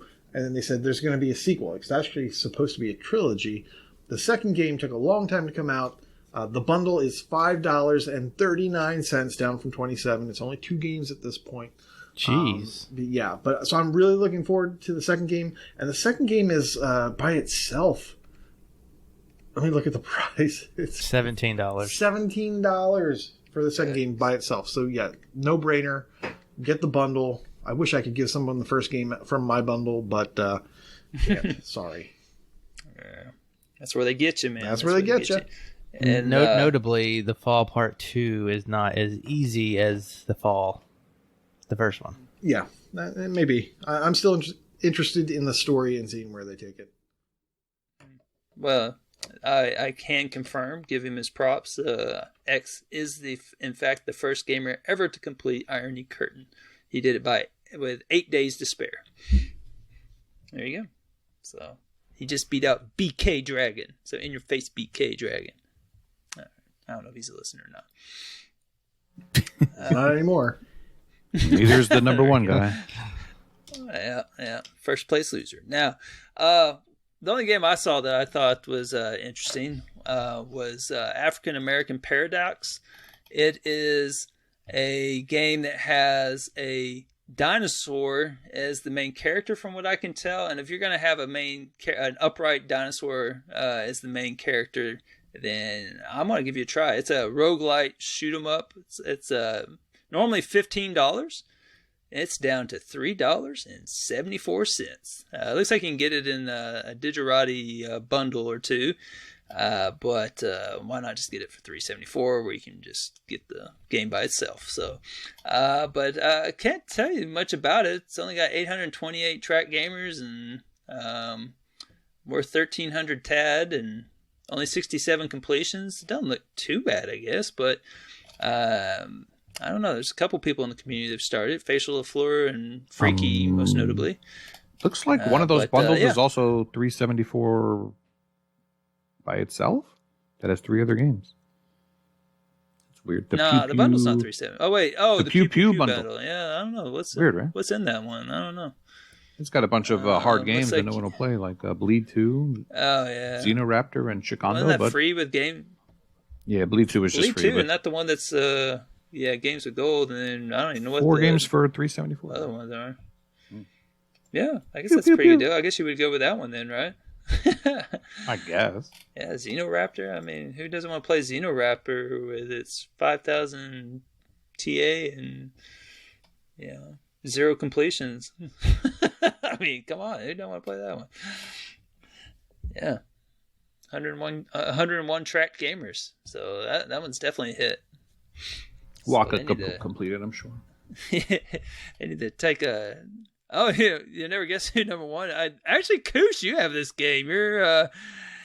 I had no idea. I'm stealing your thunder. I mean, this is clearly your game. I mean, you got 101 TA in it out of 5,165. and what's up with this? Fufu has more. 258. He's the number 1 on my friend's scoreboard. 258 out of 5,165. So there you go. Xenoraptor, available part of the Pew Pew Pew bundle. Hey, jumping in here real quick just to let everyone know, while yes, Xenoraptor is a pretty good game, and I am number 1 on Elroy's list for it, if you are a completionist, I would highly, highly, highly recommend staying away from this game. The one achievement in the game for earn 1,000,000 points is not necessarily unobtainable, but it basically is, because there is a boss that every time you try to fight him, the game crashes.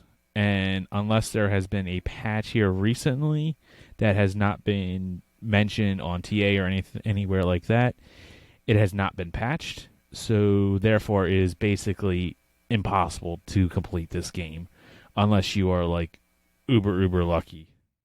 Yep. I don't know. What about you, Brer? This week, I'm literally going to recommend Hot Garbage to you. Yes, you should go buy Hot Garbage. It is on sale for like $6, normally $8. If you're wondering, Hot Garbage is a DLC for Journey to the Savage Planet. This is a pretty punny game. It has, instead of New Game Plus, they have like Old Game Minus, and Nice. parts of their DLC are like they have DLC, the letters built into them. So like it's a very funny game. I haven't played much of it, but it's been highly recommended. It is a Metroidvania, so I'll probably be playing it soon, and so a couple bucks off for the DLC, I might as well get it. So yeah, Hot Garbage for that one. There's an achievement called Cronus Unplugged. I never suggest unplugging the Cronus. You gotta keep that thing running. So I don't know if I guess there's a character named Cronus, maybe. I don't know. Who knows? Who knows? You can tell us later. Yeah. So, all right. That's weird. What is it? It says like friend scores on that one, and it says 6 and 5. I don't see any gamer score on there that's worth 6 or 5. Yeah. Well, I think maybe the that's beginning number of achievements might be a little weird. The DLC is only worth, well, no, actually the achievements seem okay. Unless there's a hidden one in here. The DLC alone is 280 gamer score, so a little weird. And then the title update for Old Game Minus is 45 gamer score, so I don't know why they picked these numbers, but there you go. But yeah, Journey to the Savage Planet DLC. All right. Well, we have teased this, the hashtag Game Pass. So the Game Pass has got a lot going on this time of year, I guess. I don't know. Koosh, man, we haven't heard from you in a while. What's going on with Game Pass? He always steals this. So let's just talk about what's been added via time travel. Control PC is being added on the 21st. And that is for PC, obviously. Desperados 3 is for Android console and PC. Donut County. Tell us more about that one. I just have a feeling I'm going to like this game. Tell us more. Please so tell us more. you play as a trash panda. And, yeah, you do. Donut County is amazing. You have to go play it. It's in Game Pass. Go do it. I'm not even going to talk about it anymore. It's a must play. Now, what a lot of people may or may not realize is that Brer Rocker and I, we inspired this game. So let's just jump in our little time travel machine and go back to a time when this game did not exist. And coincidentally, it came out in December of 2018. Now, in November of 2018, a famous podcast, Achievement Wildlife Hunters, the second edition came out and featured, was the coon second or was the possum second? I can't remember. Yeah, I don't know. I think the coon might have been second. And so a few weeks before that, the pilot episode of Achievement Wildlife Hunters came out and available for download still one of our top downloads, and it came out and we talked about possums. Then you get to this game. What are the two main characters of this game? It is a coon and a possum, and they nailed it. Ben Esposito was the developer of this game, and I actually searched this guy down and sent him an email and asked him to come on the podcast and talk about this game, and he, of course, never wrote me back. But that is probably because he didn't expect me to know that he took the idea straight from us. And he nailed it with these animals, man. The coon is a prick, and the possum is this weird creature that nobody wants to have anything to do with. He's like goth, and it's you have to play this game. It's my full endorsement. Go play this game. You're not going to play a better Game Pass game anytime soon than Donut Crunch. That's right. And I just want to point out that Control, we don't know if it's a new list. And on Donut County, we don't know if it's going to be a PC stack or not. If I was a betting man, I would say no. It's an Annapurna published game. They published What Remains of Edith Finch, which was just added to Game Pass. And as we know, that did not get a stack. So fingers crossed for it, but you should still play it nonetheless. We're also getting, we also have now Outer Wilds, not to be confused with the Outer Worlds, which it totally gets confused with. Oh man, I didn't realize there's 2 different games. Oh yeah, that was horrible naming at the same time. Indeed. And coming soon, Cyber Shadow.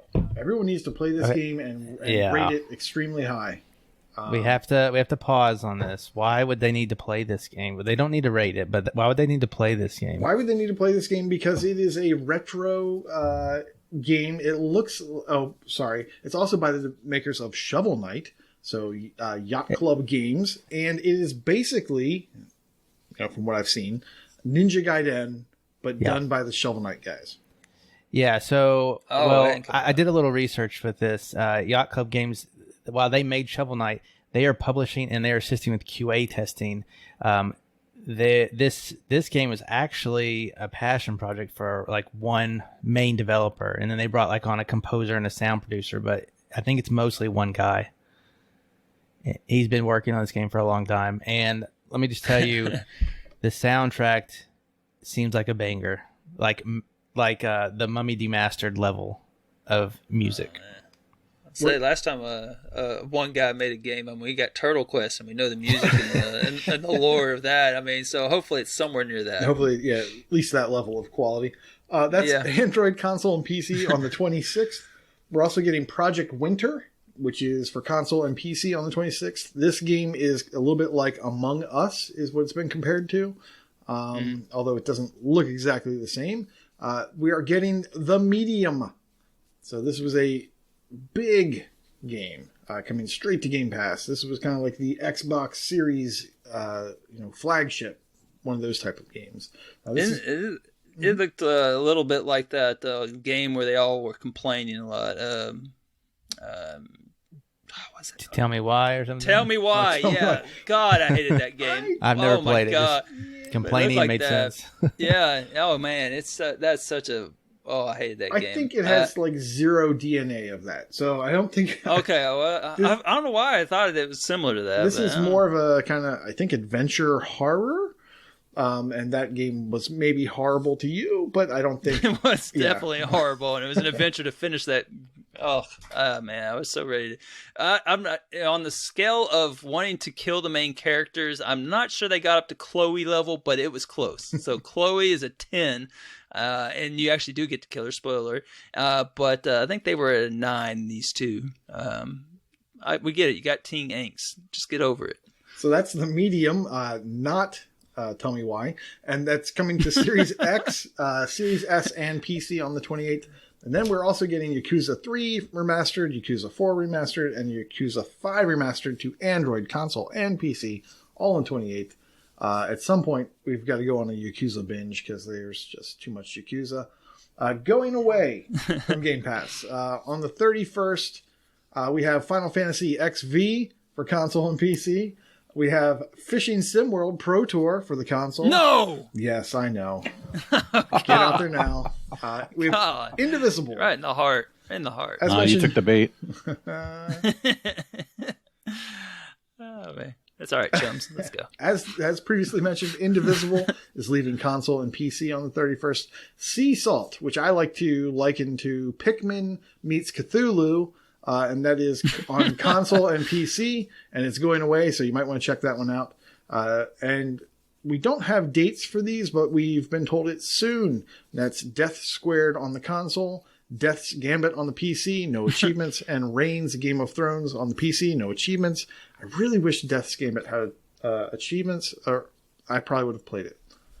I'm going to click on it right now while I talk, but I'm almost positive we do have dates for those, and I think they are the end of the month. And of course, I am wrong. We don't have dates, but it's probably the end of the month. It's probably but two of them don't have achievements, so you probably don't care. Yeah, skip those. That's true too. Corey, That squirt wasn't terrible. I did want to point out, you did say it, but the Medium is a Series exclusive or PC, so regular Xbox people like myself don't expect to download that. And then Project Winter comes out the 26th. The following Friday or Saturday, the 29th or 30th, I will likely be hosting like a community night with that game. So look forward to that. I'll post it in like General Boosting or somewhere. Oh, you can't do that, Rocker, because now it's going to get delayed. Like we talked about Fall Guys, and then it got delayed, and now not what you Fall gonna Guys. No, Gang Beasts. Oh yeah, We talked about Gang Beasts, and it got delayed. and Game Killer Queen Black. Yes. Yeah, so yeah, it's probably not a good time I mentioned that, but that'll be looking to come out, and it looks like an easy boost. The achievement list is out, so if you really want it to not play the game, you could probably boost it with a group.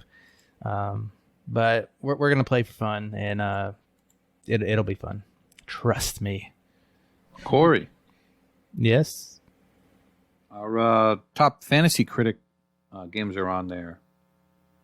Yes, there are a couple. I picked the Medium. I think you picked Cyber Shadow? Or did you pick No, Koosh stole that. Oh, Koosh stole it. Thanks for reminding That me. goes back to his comment at the You beginning wanted it, right? about me stealing things from him. Oh. I'm I gotta very ask you, excited for Corey. Cyber Shadow. Why? And I'm it was confused. a pleasant This is- surprise to see it on Game Pass. This game looks like a NES platformer. I don't know why you would like it, Mr. I don't want to play things that look old. Well, I don't want to Why play you would be NES excited. games in 2020. I want to play That's basically games what that look this like NES in 2020. Oh, So- that have achievements. Yeah, achievements. You play anything. Man. So I took a snippet, a little blurb about the game, and they say that there are elements of 8-bit Ninja Gaiden, some Mega Man, and the snaking pass and occasional backtracking of a Castlevania. Oh my gosh. All of good. So like the good. game just looks like top notch. Like So it's good. You're hearing it here first. Sleeper hit of this season, this release right here, Cyber Shadow. You will want to play it. Yeah, it looks pretty good, man. I will probably, let's see, this comes out on the 26th. That comes out, I'll probably try to stream this next week on my normal Thursday stream night. So, should be fun. They're just saying all the right things about it. Yeah, I think Elroy should stream Pac-Land. Yeah, man, I need to bring that back. So, all right, so let's move on to contests, shall we? So apparently, there's a warboat with a lot of T's in it. I guess that's unique to everyone. So I assume everyone's in this. I haven't registered for this thing yet. Yeah, this was dropped on us last week. Obviously, if you remember Warboats, it's kind of like Battleship. We once you register, and you do get to pick like what platform that you want to pick to have in your selection from your collection, and obviously you can curate as much as you want using the not for contest thing. You register, and then you are given a grid. This grid happens to be a little bit bigger than the one we got last year. So it's bigger, better, and boatier. So they did some have people boats. There are boats. So this happens to be a 1, 2, 3, 4, 5, 6, 7, 8, 9. Is that count right? It's 8x8. 8. It's an 8x8 grid. and and last time was 6x6. You How got many a boats carrier. did they? You got 5 ships that you can That's sink. just, isn't that the same as last time though? 5 ships. I think it was Yes. 3 or 4. Was it 5 in a 6x6? Oh, no, it might have been I don't 3. think Yeah, that- it was pretty tight. Maybe. I don't know. This one has a carrier, which is 5 long, battleship 4 long, cruiser and a submarine 3 long each, and a destroyer, which is 2 long. You only have to sink 1 to get the badge. If you ask me, they should have made it to sink the long one, the 5 long one. But that's just me, not being a baby gamer.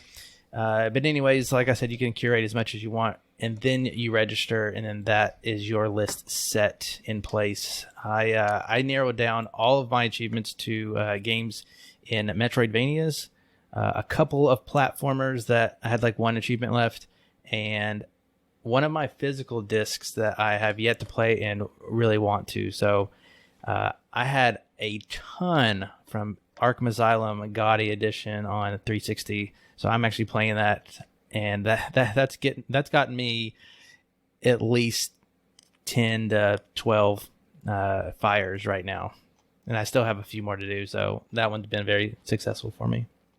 Is what's the racial levels on those? Isn't there a cap on the level? I didn't read the rules, They're like between 1 and 2. It seems like last year they're fairly easy. Yeah, it seemed like it was really easy achievements. So I couldn't remember what they peaked at, but probably under 2, right? So yes, yeah. There's a total of 64 achievements, and if you're really good, you only have to get 2 to get your badge, but you'll likely need a little bit more.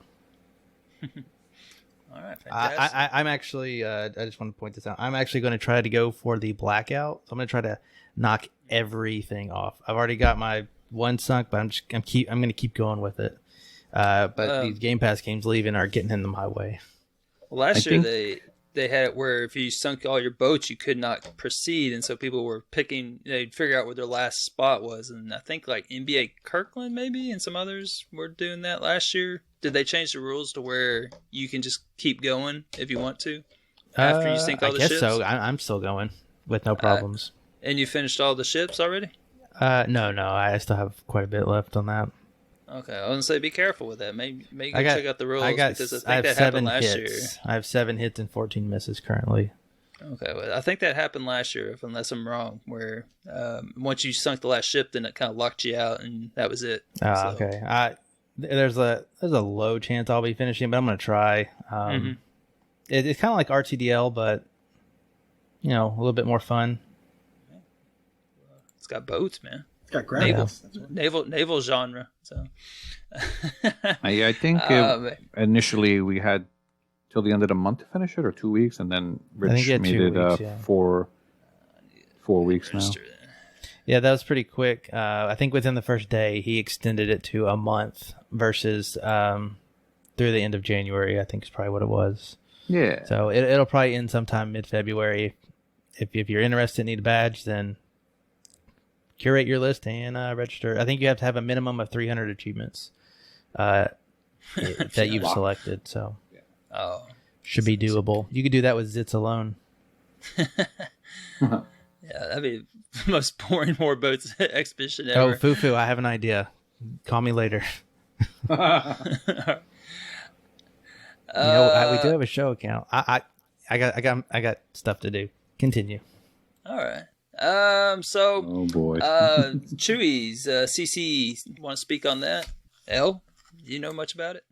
Yeah. Okay. Yeah. I mean, the long and the short of it is that the 2021 is the year of the Assassin's Creed games. He's looking for people to. You don't need to complete them. Just finish the last story mission in as many Assassin's Creed games as you can.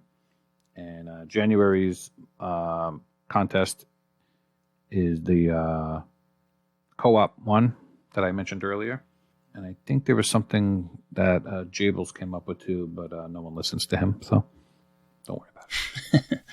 Yeah, fantastic. Yeah, I mean, he was just badmouthing the Assassin series in one of the 7 segments I did last week. So let's talk about my passion. How about some GTASC? Brer, you taking the individual? Yeah, sure. I'll do the individual. This week we lost Matriarch. She is now gone. Planty 42 followed suit, and I think there was a glitch in the Matrix or something. Mental Knight 5 has been eliminated from GTASC 2020, and it's not the final or the semifinal. He's gone. Okay, I actually had some thoughts on that. So yeah, please. Let me tell you something. I can't believe that was the best he had. He apparently, according to Inferno on TA feed, that he was trying as best he could, and he just couldn't keep up. I don't know. It's really weird, but it was very selfish of him because he was part of the Fab Four. Mm-hmm. He was Mental Knight, Cyberburr, and Unky Tim FU, and myself. We were the Fab Four, man. We've been in the finals 2 straight years. We were headed for 3 straight years. We were creating a dynasty. All 4 of us, 4 dynasties. and Mental Knight goes and pulls this. I don't even know. I want a full autopsy of the corpse because I don't believe it's him. I don't believe it. So there you go. That's all I have to say about that. Very selfish. Did I mention that? Can't believe him. I know, the nerve, man. I mean, who am I supposed to lose to in the finals now? I mean, he beats me every year in the finals, and he took that from me. I don't know. Yeah, I don't know if you guys Anyway, looked at the well- cutoff line for Indivisible, but I wound up You're being under the it. lowest one on top of the line. with Matriarch was the a, first one under, right? Yeah, I Oh, man. beat her by 20 TAD. On purpose? No, we were both fine the night before. Yeah. And If it- she was even telling me achievements to go for, like that one you did, Corey, in Sunset Overdrive, the graffiti one. Mm-hmm. That was like a quick 400 something TAD Yeah, that's a for lot. finding the graffitis, and I used my last two bonuses, and I said, all right, if I go out, I go out, but I tried to stay in, and I did, and she used 2,500 worth of bonuses, and I think she had 2 unused, but that's okay. We were planning to go out anyway because our team went out. Oh man, spoiler, man. I was getting. Spoilers. Well, I'm going to let you have your day in the sun. I'm going to go first. Oh, that's not really in the sun, I would say, but go ahead. Well, you're saying you want me to moon you? So, Washington Gamer Score Club. So I'm going to say this is the first time ever, probably in GTASC, that we went out on our own terms. So last week we used all our bonuses, 8,000 worth, and we stayed in. And then this week we basically did nothing. So we finished in the last spot. So I guess that was 31st place overall. So I'm pretty proud of that. Considering we all said in the beginning, oh yeah, we'll play for a few weeks, get the badge, and be out. Nope, everyone's too competitive, and this always happens to, I think, everyone. So I'm proud of my guys, Toadstyle Venom and Vulgar and Michelle. And I'm even proud of myself. We did good. Yeah, man. That's Elroy. accomplishment. It's really a tale of two teams here because y'all were had- planning on things. Y'all had, were planning to go out, and you accomplished Yeah. that. Mhm. There's several teams that went out that weren't expecting to go out and are Oh, yeah? somewhat salty about going out. Namely, one that went out with 12 freaking bonuses, not using a single one of them that they earned throughout the course of the contest.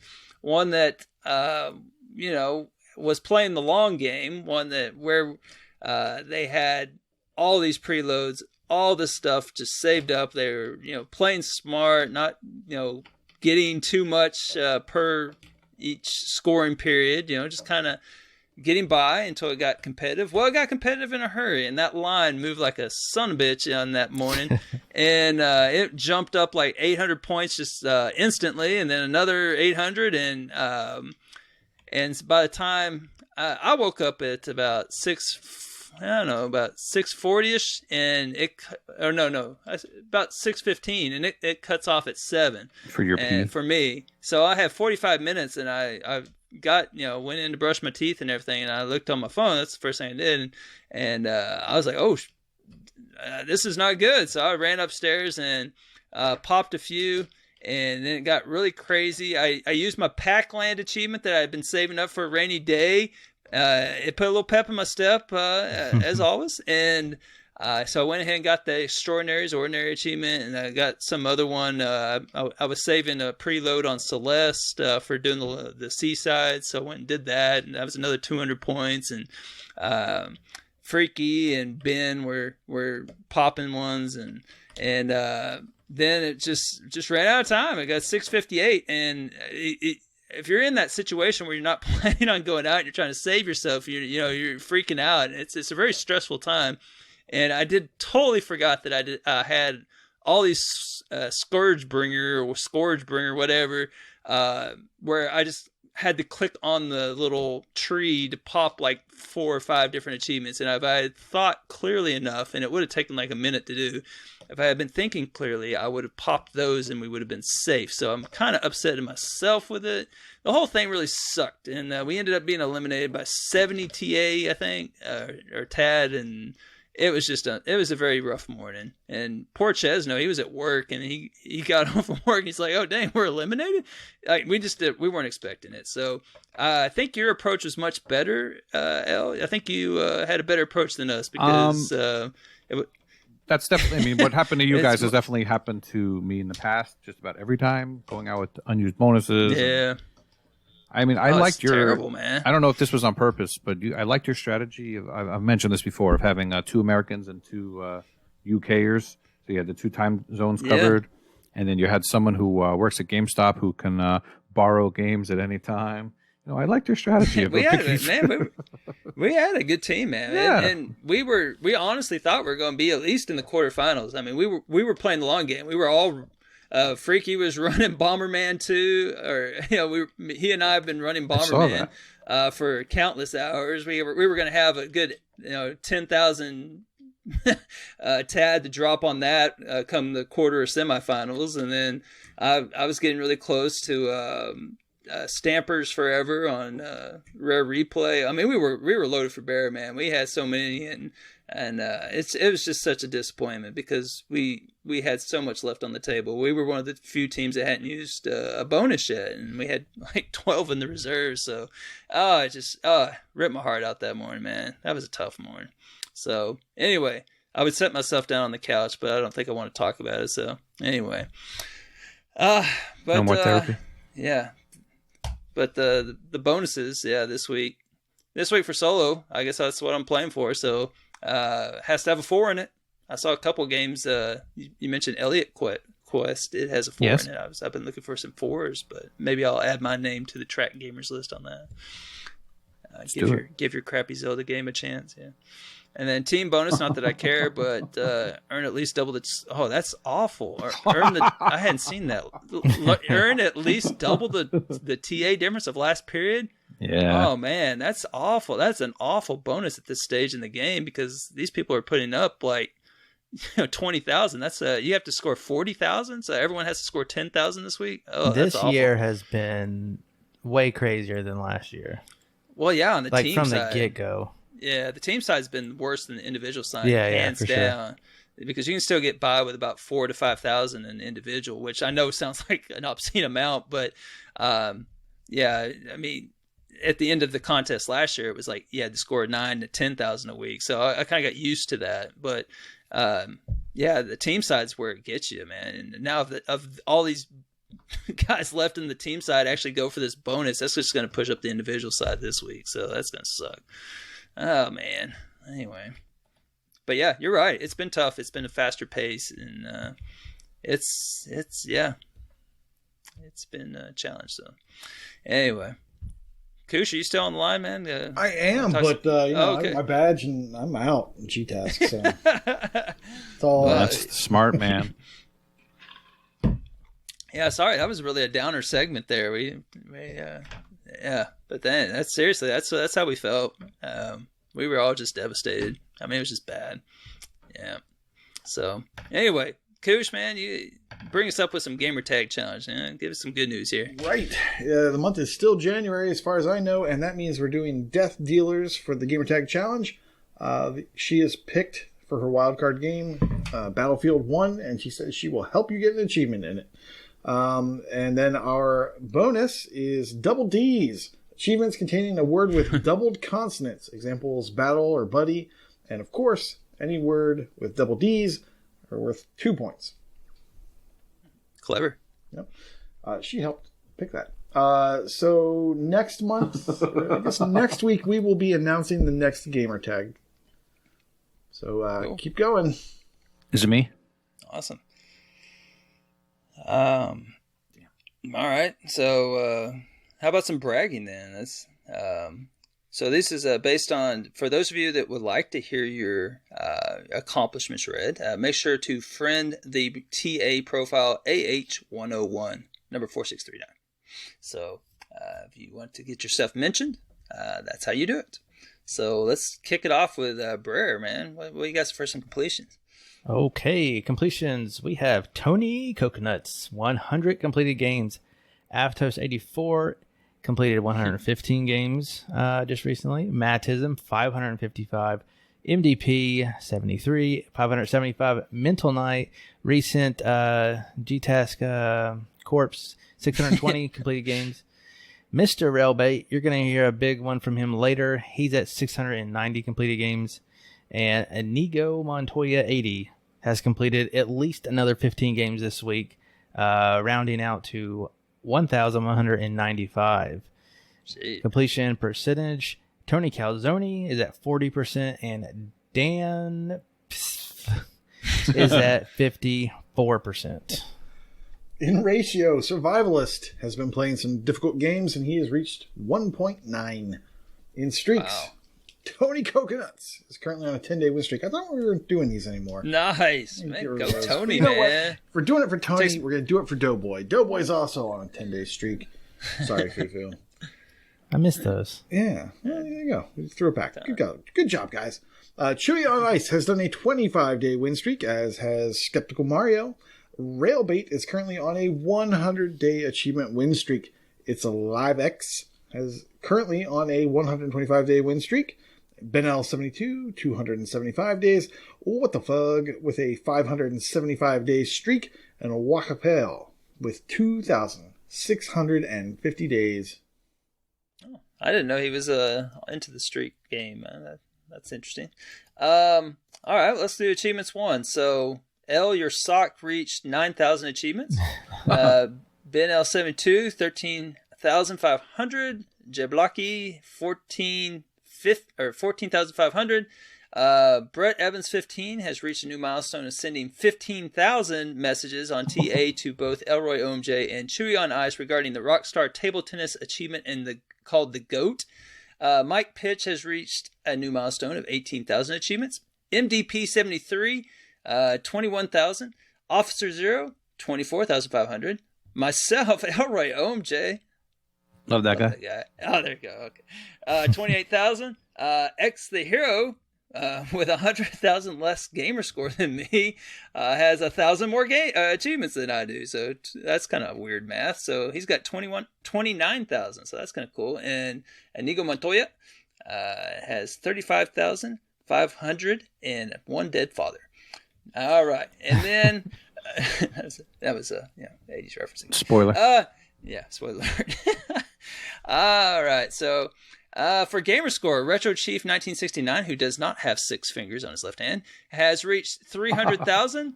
Bastion Reader has 500,000 Gamerscore, so congrats. Mike Pitch with his 550,000. Mattism 700,000, and Railbait. Now I have to ask, was this synergy? Was this 690th completion what he used to get? Did he do it at the same time, or was it 2 separate milestones on different games? I wonder. But he hit 1 million gamer score. So I don't know if he did it with his 690th completion or anything. Or does anybody know what achievement he used by chance? So he used the achievement called Master of Unlocking.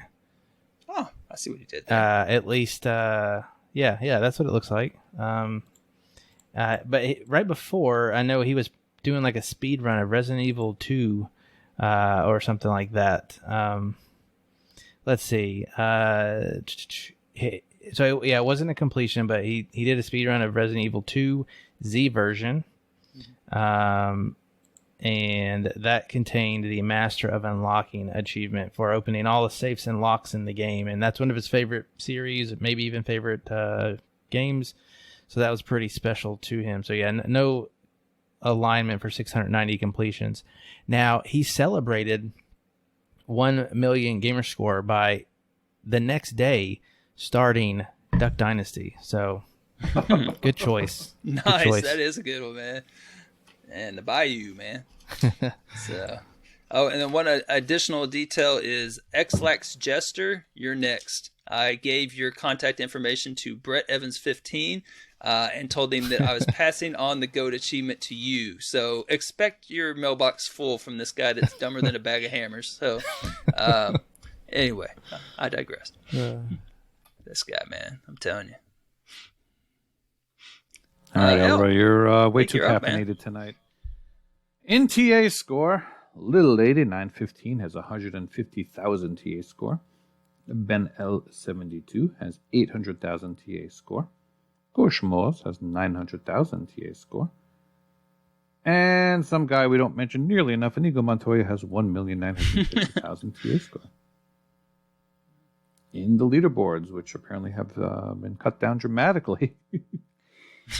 I see that. Rocker Dude. Hey, that's me. Is in the top 50 of the Tennessee TA leaderboards for beat 'em ups. Really? Beat 'em What ups beat have you up been playing? recently? Story of a Gladiator, You've been maybe? playing. No, that's Oh, man. I'm jealous, Definitely man. not what it I'm is. jealous, man. That beat 'em up. That's a good genre too, man. I know I started tracking it because Scott bet you- Pilgrim was coming out. I bet you Batman counts as beat 'em up. Go look. Yeah, it definitely could have been that. High Road for 2. Yeah, I'm number 10. 49. Oh. High number Road 49, and you're Son of a correct. You're bitch. correct. Beat 'em up is on Arkham Asylum. Nice. Yeah, that was the only thing I could think of. All those. I'm also. Oh wait, no. Elroy has way more than me. Elroy's Oh, number really? 4 in Tennessee. Oh, nice. Okay, sweet. Okay, I was gonna say I'm a little jealous. I like my beat 'em up, so I was hoping I was on that list. I mean, for beat 'em ups though, Stallion has twice as much as you. Oh, I'm sure. That we don't guy, count him. We don't count. That's him. the guy. Just wait. I'm gonna catch that dude. One of these days. All right. High Road V2 is in the top 10 of the Colorado Gamer Scored leaderboard. And in some sad news, which might be even sadder than Elroy's team's untimely demise in the GTASC Tita, our very own Lady Licky has filed for a divorce from her husband. Please support her during this difficult time. I believe a GoFundMe has been set up in her honor. Oh man, I really hated that. I mean, she kind of was talking about that the other day, and I'm sorry to hear that it did go through. So anyway, oh well. Very sad. Yeah, absolutely. All right, so you can find our. Sorry, man, we're just ending on such downer notes on this. Yeah, so I'm sure there's some good news out there. Like, you can find us on all these platforms. You can find us on Twitch with twitch.tv/AH101. You can find us on Twitter, twitter.com, achievements101. Discord, discord.io, AH101. And Patreon, patreon.com, achievement hunting 101. So find us there. We're there. So anyway, well, guys, thank you for allowing me to take up these the last 3 hours of your life. This has been wonderful. So thanks for inviting me to the panel tonight. And Yeah, don't expect it anytime soon, brother. yeah, so I think y'all remembered why y'all never invite me back to the panel as we cross over to the 3 hour mark, right? No, it's been good. No. Quick shout out. Next week is the live episode on Twitch. So that's where all of our giveaway, right? Is that right, guys? I'm a week off. I think you're off by a week. Next In week 2 is the week weeks. where we announce that we'll be live. That's right. This is your 2 week warning. That's where we do all of our giveaways. So if you want to sign up for Patreon, there's a giveaway chance. If you want to Twitch the sub, that's a giveaway chance. We'll probably give away a game to people who are there live. And what else? Anything else? We'll probably 2 weeks. have Fufu's baby should appear on the stream. That's what I'm guessing. Oh yeah. And I think you can vote I for don't know who you about want that. as the fourth panelist on the live stream as well. And if you want them to have pants on. Yeah. You guys can give us your feedback, but 2 weeks from today, a week and a half from when you're hearing this, February 2nd, live show. Please vote pants. Ooh, we could have a groundhog as our fourth. All right. Bill Murray? Anyone? Groundhog Day? February 2nd? On that note, Ding dong. guys, with that said, episode of Level 130 Class is dismissed. Bye-bye. Thanks, guys. Bye-bye. Bye, everybody. I love you all. Mwah. I just kissed my microphone. It came from Game Pass. Hey everybody, welcome to It Came From Game Pass, the show that is always on time, punctual, pertinent, and available. Well, let's just start right there. We're just going to start. We're just going to address this. We're going to grab the bull by the horns. I'm here with Michelle. Hello. Let's talk about this. I'll talk about this. So, as you probably know, we owed you this segment back in October, September. Yeah. Yeah. And largely because of, not make times work and then me flaking out and then whatever. We haven't recorded our It Came From Game Pass segment for Carrion, and it very much deserves airtime and attention. So we're going to give it that today. However, also just want to talk a little bit about It Came From Game Pass moving forward. We know we did a vote, and Spiritfarer was the game that won that vote. And I think eventually at some point that will happen. Yes. I just discovered myself that I'm not really a huge fan of doing streaming. I enjoy being in the streams and chatting and helping people out, but streaming just isn't my forte. Devin is very good at it and doing voices and things like that. And going forward, the segment will continue. It will continue either with Devin or other co-hosts as he sees fit, and I might come back on for some too, depending on where they are. I think you're still planning to stream, right, as part of this? Yes. Yeah. I think what will probably happen is I'll just move it to Saturdays, and we'll attack it from there, and pick out different things. Still have the vote. I think that's important. Mm-hmm. Democracy and all that. Yeah, absolutely. Might change how it looks, but I do want to continue doing it. I think we've all had a lot of fun with it, but it just might have to evolve, like a Pokemon or a thing on the Galapagos Islands, or this sort of blob creature that is the centerpiece of Carrion. It's a perfect segue. Carrion is a Metroidvania in reverse, I guess you can say, in that unlike playing in most Metroidvanias where you are the hero trying to beat these terrible enemies, you're actually kind of playing the bad guy, maybe, and taking on some scientists in a lab. I think that's a pretty succinct summation, but did you have anything else to add about the story? I'd say it's a reverse horror movie. Mm-hmm. Like, if you look at Carrion as you are the monster, because you are, and you're the one doing all the horror movie stuff, it really changes the dynamic, makes it a lot of fun. Yeah. Carrion is interesting, though, in that it does nothing to give you its story. You will not see any text. You will not hear anyone speak. Well, the only text you see will be in the background, sort of as part of the environment in the game. But you have to cobble it together yourself by playing through it and also by witnessing several flashbacks that you'll experience during the course of the game. And I think it's actually a pretty good story, but you have to pay attention. Yes. Or just go buck wild on the facility and just take them all down. The game really doesn't seem to care one way or the other. It just kind of presents it and leaves it for you. And I really dug it. At the beginning of Carrion, you are a relatively small, horrific blob thing, and you have very limited abilities to be able to tackle some of the human scientists that are in this structure where they're clearly doing some kind of illicit experimentation. Throughout the game, as you continue to explore the facility, you eventually grow larger, and you have 3 different sizes you wind up as: small, medium, large, and each size has its own set of abilities, which I thought was an interesting gameplay mechanic, but I thought it also limited the game in some ways because it wasn't always super easy to navigate back to the size that you needed to be. I don't know if you kind of experienced that same sort of thing. Yeah, so full disclosure, I actually did this game twice. It is a stack on Win 10 and on the 1, so I did both for the purposes of this, I suppose. But I felt that the second time through, I had a much better kind of go at it. I felt that as you grew larger, movement through the cramped corridors became super awkward. Mm-hmm. And sometimes I wouldn't go where I intended to go. But right. that there was trade-offs. That's managing the size and managing the trade-offs and the abilities is the big mechanic of the game. And I liked that portion of it.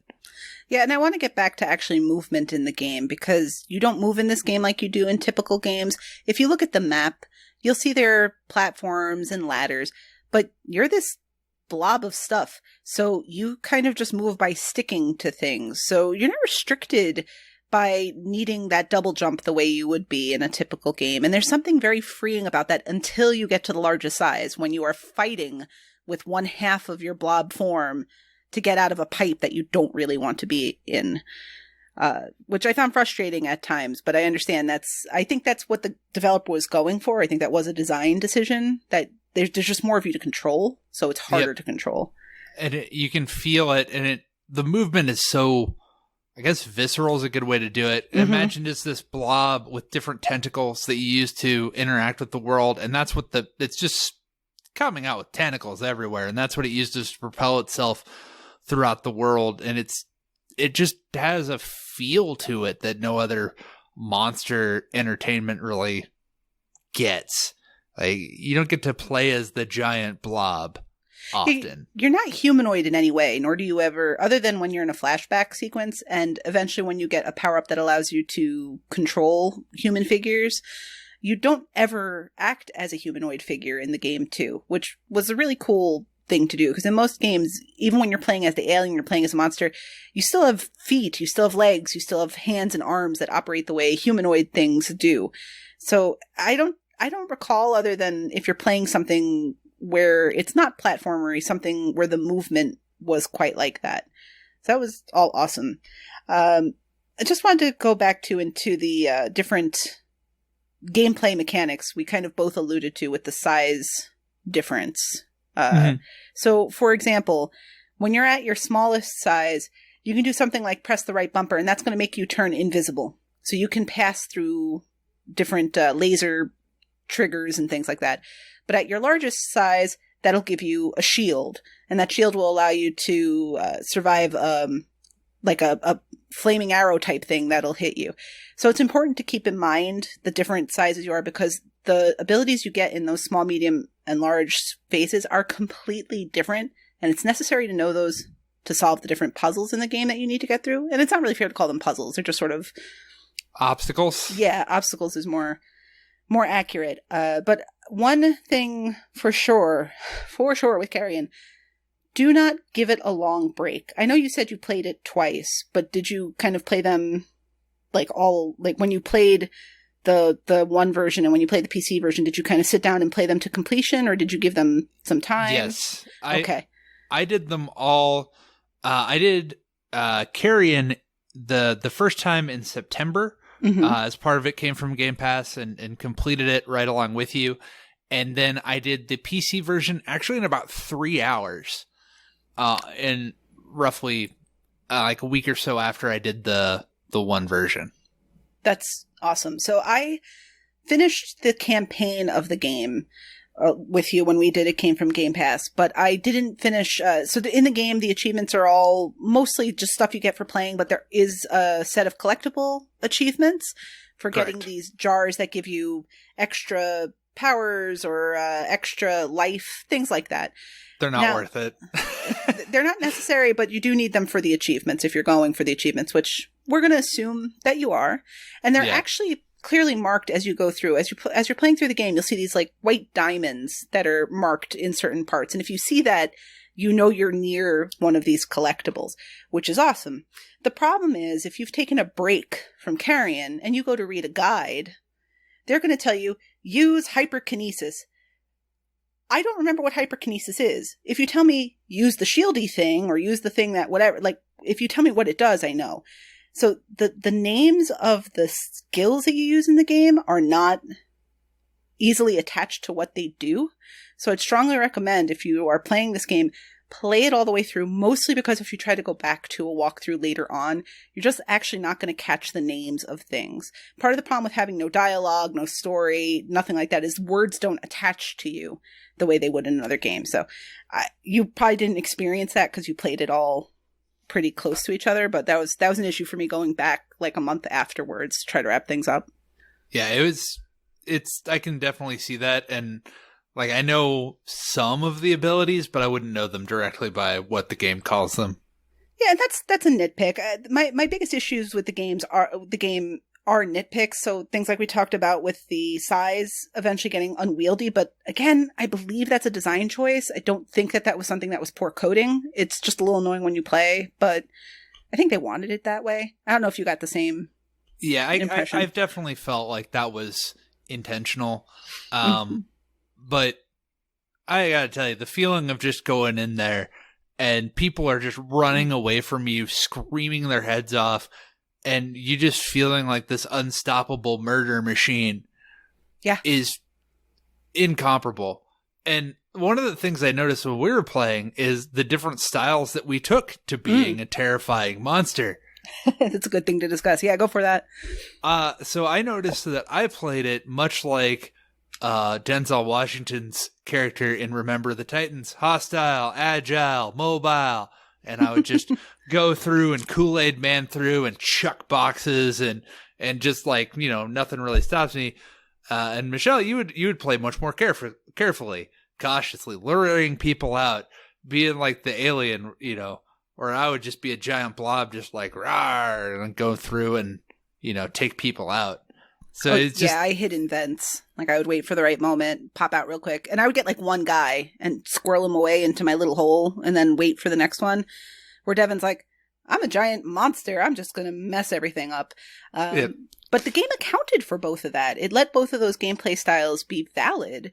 It didn't ruin anything to play it one way or the other. I don't think it made the game substantially easier or harder either. So it sort of rewarded both gameplay mentalities, which a lot of games don't do. I typically am a more cautious player. So in the games where you do have to be more twitchy and get in there and really just going guns blazing and all that, I don't tend to play as well. So I don't tend to like them as much, because who wants to play a game where you just die every time you reload the chapter select? This one, I was able to do more of that sit and watch style. And it was fun. It was fun to just consider the next move, but absolutely unnecessary, which again, great design. Yep. And yeah, that's one of the things I found out very quickly is that the enemies, for all their shields and everything, can't handle getting a vending machine thrown at them. This is true. Or another human or a door. Throwing things at enemies was definitely the most effective tool if you found you were getting stuck in any location. I want to circle back to 2 points. So I started to say before that, again, movement was definitely a design choice. But one other thing about the game, and you actually indicated this to me, Devin, before I did my cleanup, was the map in the game is not existent. No, there's no map.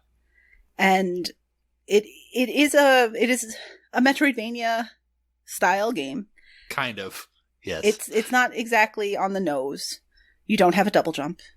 Or do you? No, you don't need No, one. You don't jump. Need it. You don't you jump. Just cling to walls. So red blobs don't jump. The navigating things is difficult because you cannot see it all in a singular space. And again, possibly a design decision. You are a monstrous blob. You're not a human being looking for the best exit. So that probably was intentional, but especially if you're going for a cleanup run, find a map online.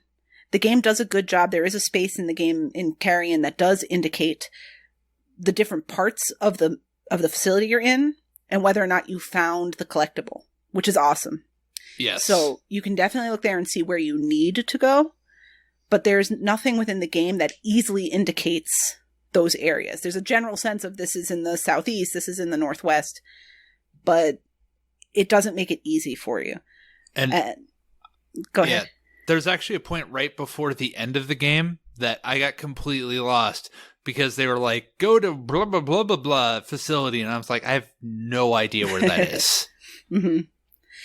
But generally, for a game without a map, and this is the second point I wanted to come down to, I have to, again, applaud their design decisions, because as much as the game is presented in a 2-bit style, right? That's Carrion 2T. It's definitely like paying homage in its way to those sort of 16-bit later era, kind of maybe early era PlayStation 1 games, where it's presented in 2D, it's pixel graphics and that sort of nature. And so as a result of that, because also most of it's very gray, dark blue, that sort of color palette, it would be very easy to get turned around. But I found no matter how many times I went in and out of the game, that until I was doing the very end game stuff where I really was going out of my way, it was designed so well in that it always placed you right at the next thing you needed to be.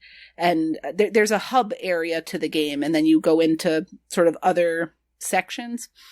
And it always looped around in a way that even feeling like I was lost, I was never lost. And that was awesome, because it always felt like I was going to get lost, but never wound up happening. Yep. And even within the levels themselves, your main goal is to find these, what they call biomass points, which are also saves.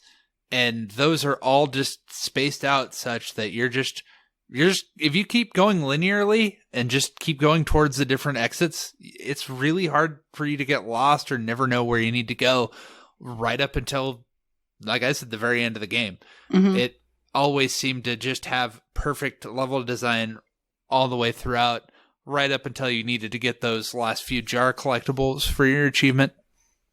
Yeah, I agree 100%. And definitely, this Carrion is developed by Phobia Game Studio.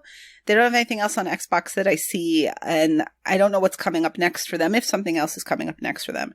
But Carrion definitely left the kind of impression where I want to see what's coming up next for them, because this was a strong volley that any complaint I had, I think, could be explained as a design decision. So that's thumbs up all the way for me. And again, it's not a very long completion. The first time through, I did use a guide for just finding where I needed to go. I used a map to find where I needed to go specifically for those jars, which you need. But even that didn't take very long. I think it was about 6 hours. The second time through, fully embracing the guide life, took 2 to 3 when I did it. And it is a stack. Both stacks are actually even on TA, I think. I think they're both hovering around 2000 TA, which is insane because it's totally doable.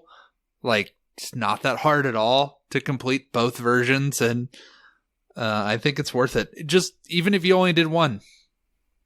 Yeah, that's totally a Game Pass bump thing. It's a pretty easy game to start. I think the first achievement you get, I'm looking at now, it's called Nourish Yourself. So it's pretty much just for healing up the first time. You're going to do that early, and you're going to do that often. And the game gives out achievements pretty quickly in your first playthrough, or in your first, probably in your first sit down with it. Just looking at my achievement list real quick, and just to be clear, Carrion has 21 achievements worth 1,000 gamer score. And Devin's right, both stacks hover at around 2,000 TA. But looks like in my first day playing it, in about a half hour. Well, let's pull it up a little more here. Looks like in a little over an hour and a half, I had like 10 of the game's achievements. So they come pretty fast in the early part of the game. The achievements, most of the gamer score and the TA difference is locked up in the collectible achievements that you'll wrap up the game doing. Yeah, and even those, if you found a guide, there's a point in I actually think you can always go back to, so they're not even all that missable. But there's a point there where you're going to be at the end, where it's the kind of the end game of it, and you can just wander around freely and find those last technical upgrades. But like I said, they're entirely pointless. Yeah, and just to be completely clear, you absolutely 100% can finish the game and then go back to get the collectibles. So I would recommend, unless you are really trying to expedite playing the game because you want the experience of it, but you have a lot of games on your list, that's not for us to judge because we all deal with that sort of stuff. I would recommend go through it the first time guide free. You lose nothing by it. You're not going to miss anything that you can't pick up within maybe like a half hour. And it might even take you less time if you're familiar with the map and do that cleanup right away. But just enjoy playing the game the first time and then just do the wrap up stuff. It's really, it's not too big an ask. You're probably going to end up finding some of those collectibles on accident. Yeah, I found 3 of the 9 on my natural play. And some of them you'll see, but you won't have the right power up for. So you'll have to go back for it anyway later in the game. and keep in mind in terms of achievements, of the 21 achievements in the game, 17 are story related. So you're going to get most of them just for playing. One of them is pretty practically unmissable. You're very unlikely to miss it. You might. And you're almost definitely going to get 3 of the containment units naturally. And that's what the collectibles are called, containment units. You'll almost assuredly get 3 of them just playing through. So it really is just going to leave you to clean up the last 2. This list is a really good list for getting through the game, seeing the whole thing, and not asking you to do too much beyond your initial completion. Yep, it's all in all, I cannot highly recommend it. It's an awesome game, and it's a great addition to Game Pass. Mm-hmm. Absolutely. If you didn't play it yet and you're not sure where it sits, hold on to it for this coming October. I'm sure there'll be another horror game theme thing. And definitely play it, enjoy the stack. It's a good game if you're into doing streaks and things like that, because you can get so many achievements quickly, so you can just sort of drip feed it to keep that achievement streak going. But so far, the games we played for it came from Game Pass have all been awesome. Cluster Truck was a different type of awesome. I would say it was a great game, but I enjoyed it for what it was. The Messenger was probably my favorite game of 2020. I know you had slightly different opinions, but I loved The Messenger, and Carrion is top notch. Just really amazing entries into the Game Pass library. For sure. Yep. And I'm excited to see where this goes. And like I said, we're going to be evolving it. Spiritfarer was what we voted for, so we're going to continue on with that. That's going to happen. Mm-hmm. That decides to go on. And we'll, that's the next one, and we'll just keep it going and see what people want to do. And of course, if you have suggestions for a way that you would like to see this particular segment go, the main idea is we want to highlight Game Pass. Game Pass is amazing. Most people who listen to this podcast, if not everybody, are Game Pass subscribers. And there are some real gems in there that we miss out on. Obviously, we know about the first-party titles that come to the service, but there's great stuff hiding in that service. So let us know what more you'd like to see or how you'd like to see this move along. And, at the very least, Devin and at some points myself and possibly other people will be bringing it to you. For sure. Yep. And kind of the rules, just no big name releases. If you've heard about it before it came, that's probably not it. Or no AAA titles. We're looking for the hidden gems, that kind of stuff on the service. So anything that you think you'd like to see like that you'd want to see covered on stream and also on the podcast, just let us know. Yep. Awesome. Hey, thanks so much for listening, and we'll catch you next time. All right, catch you later.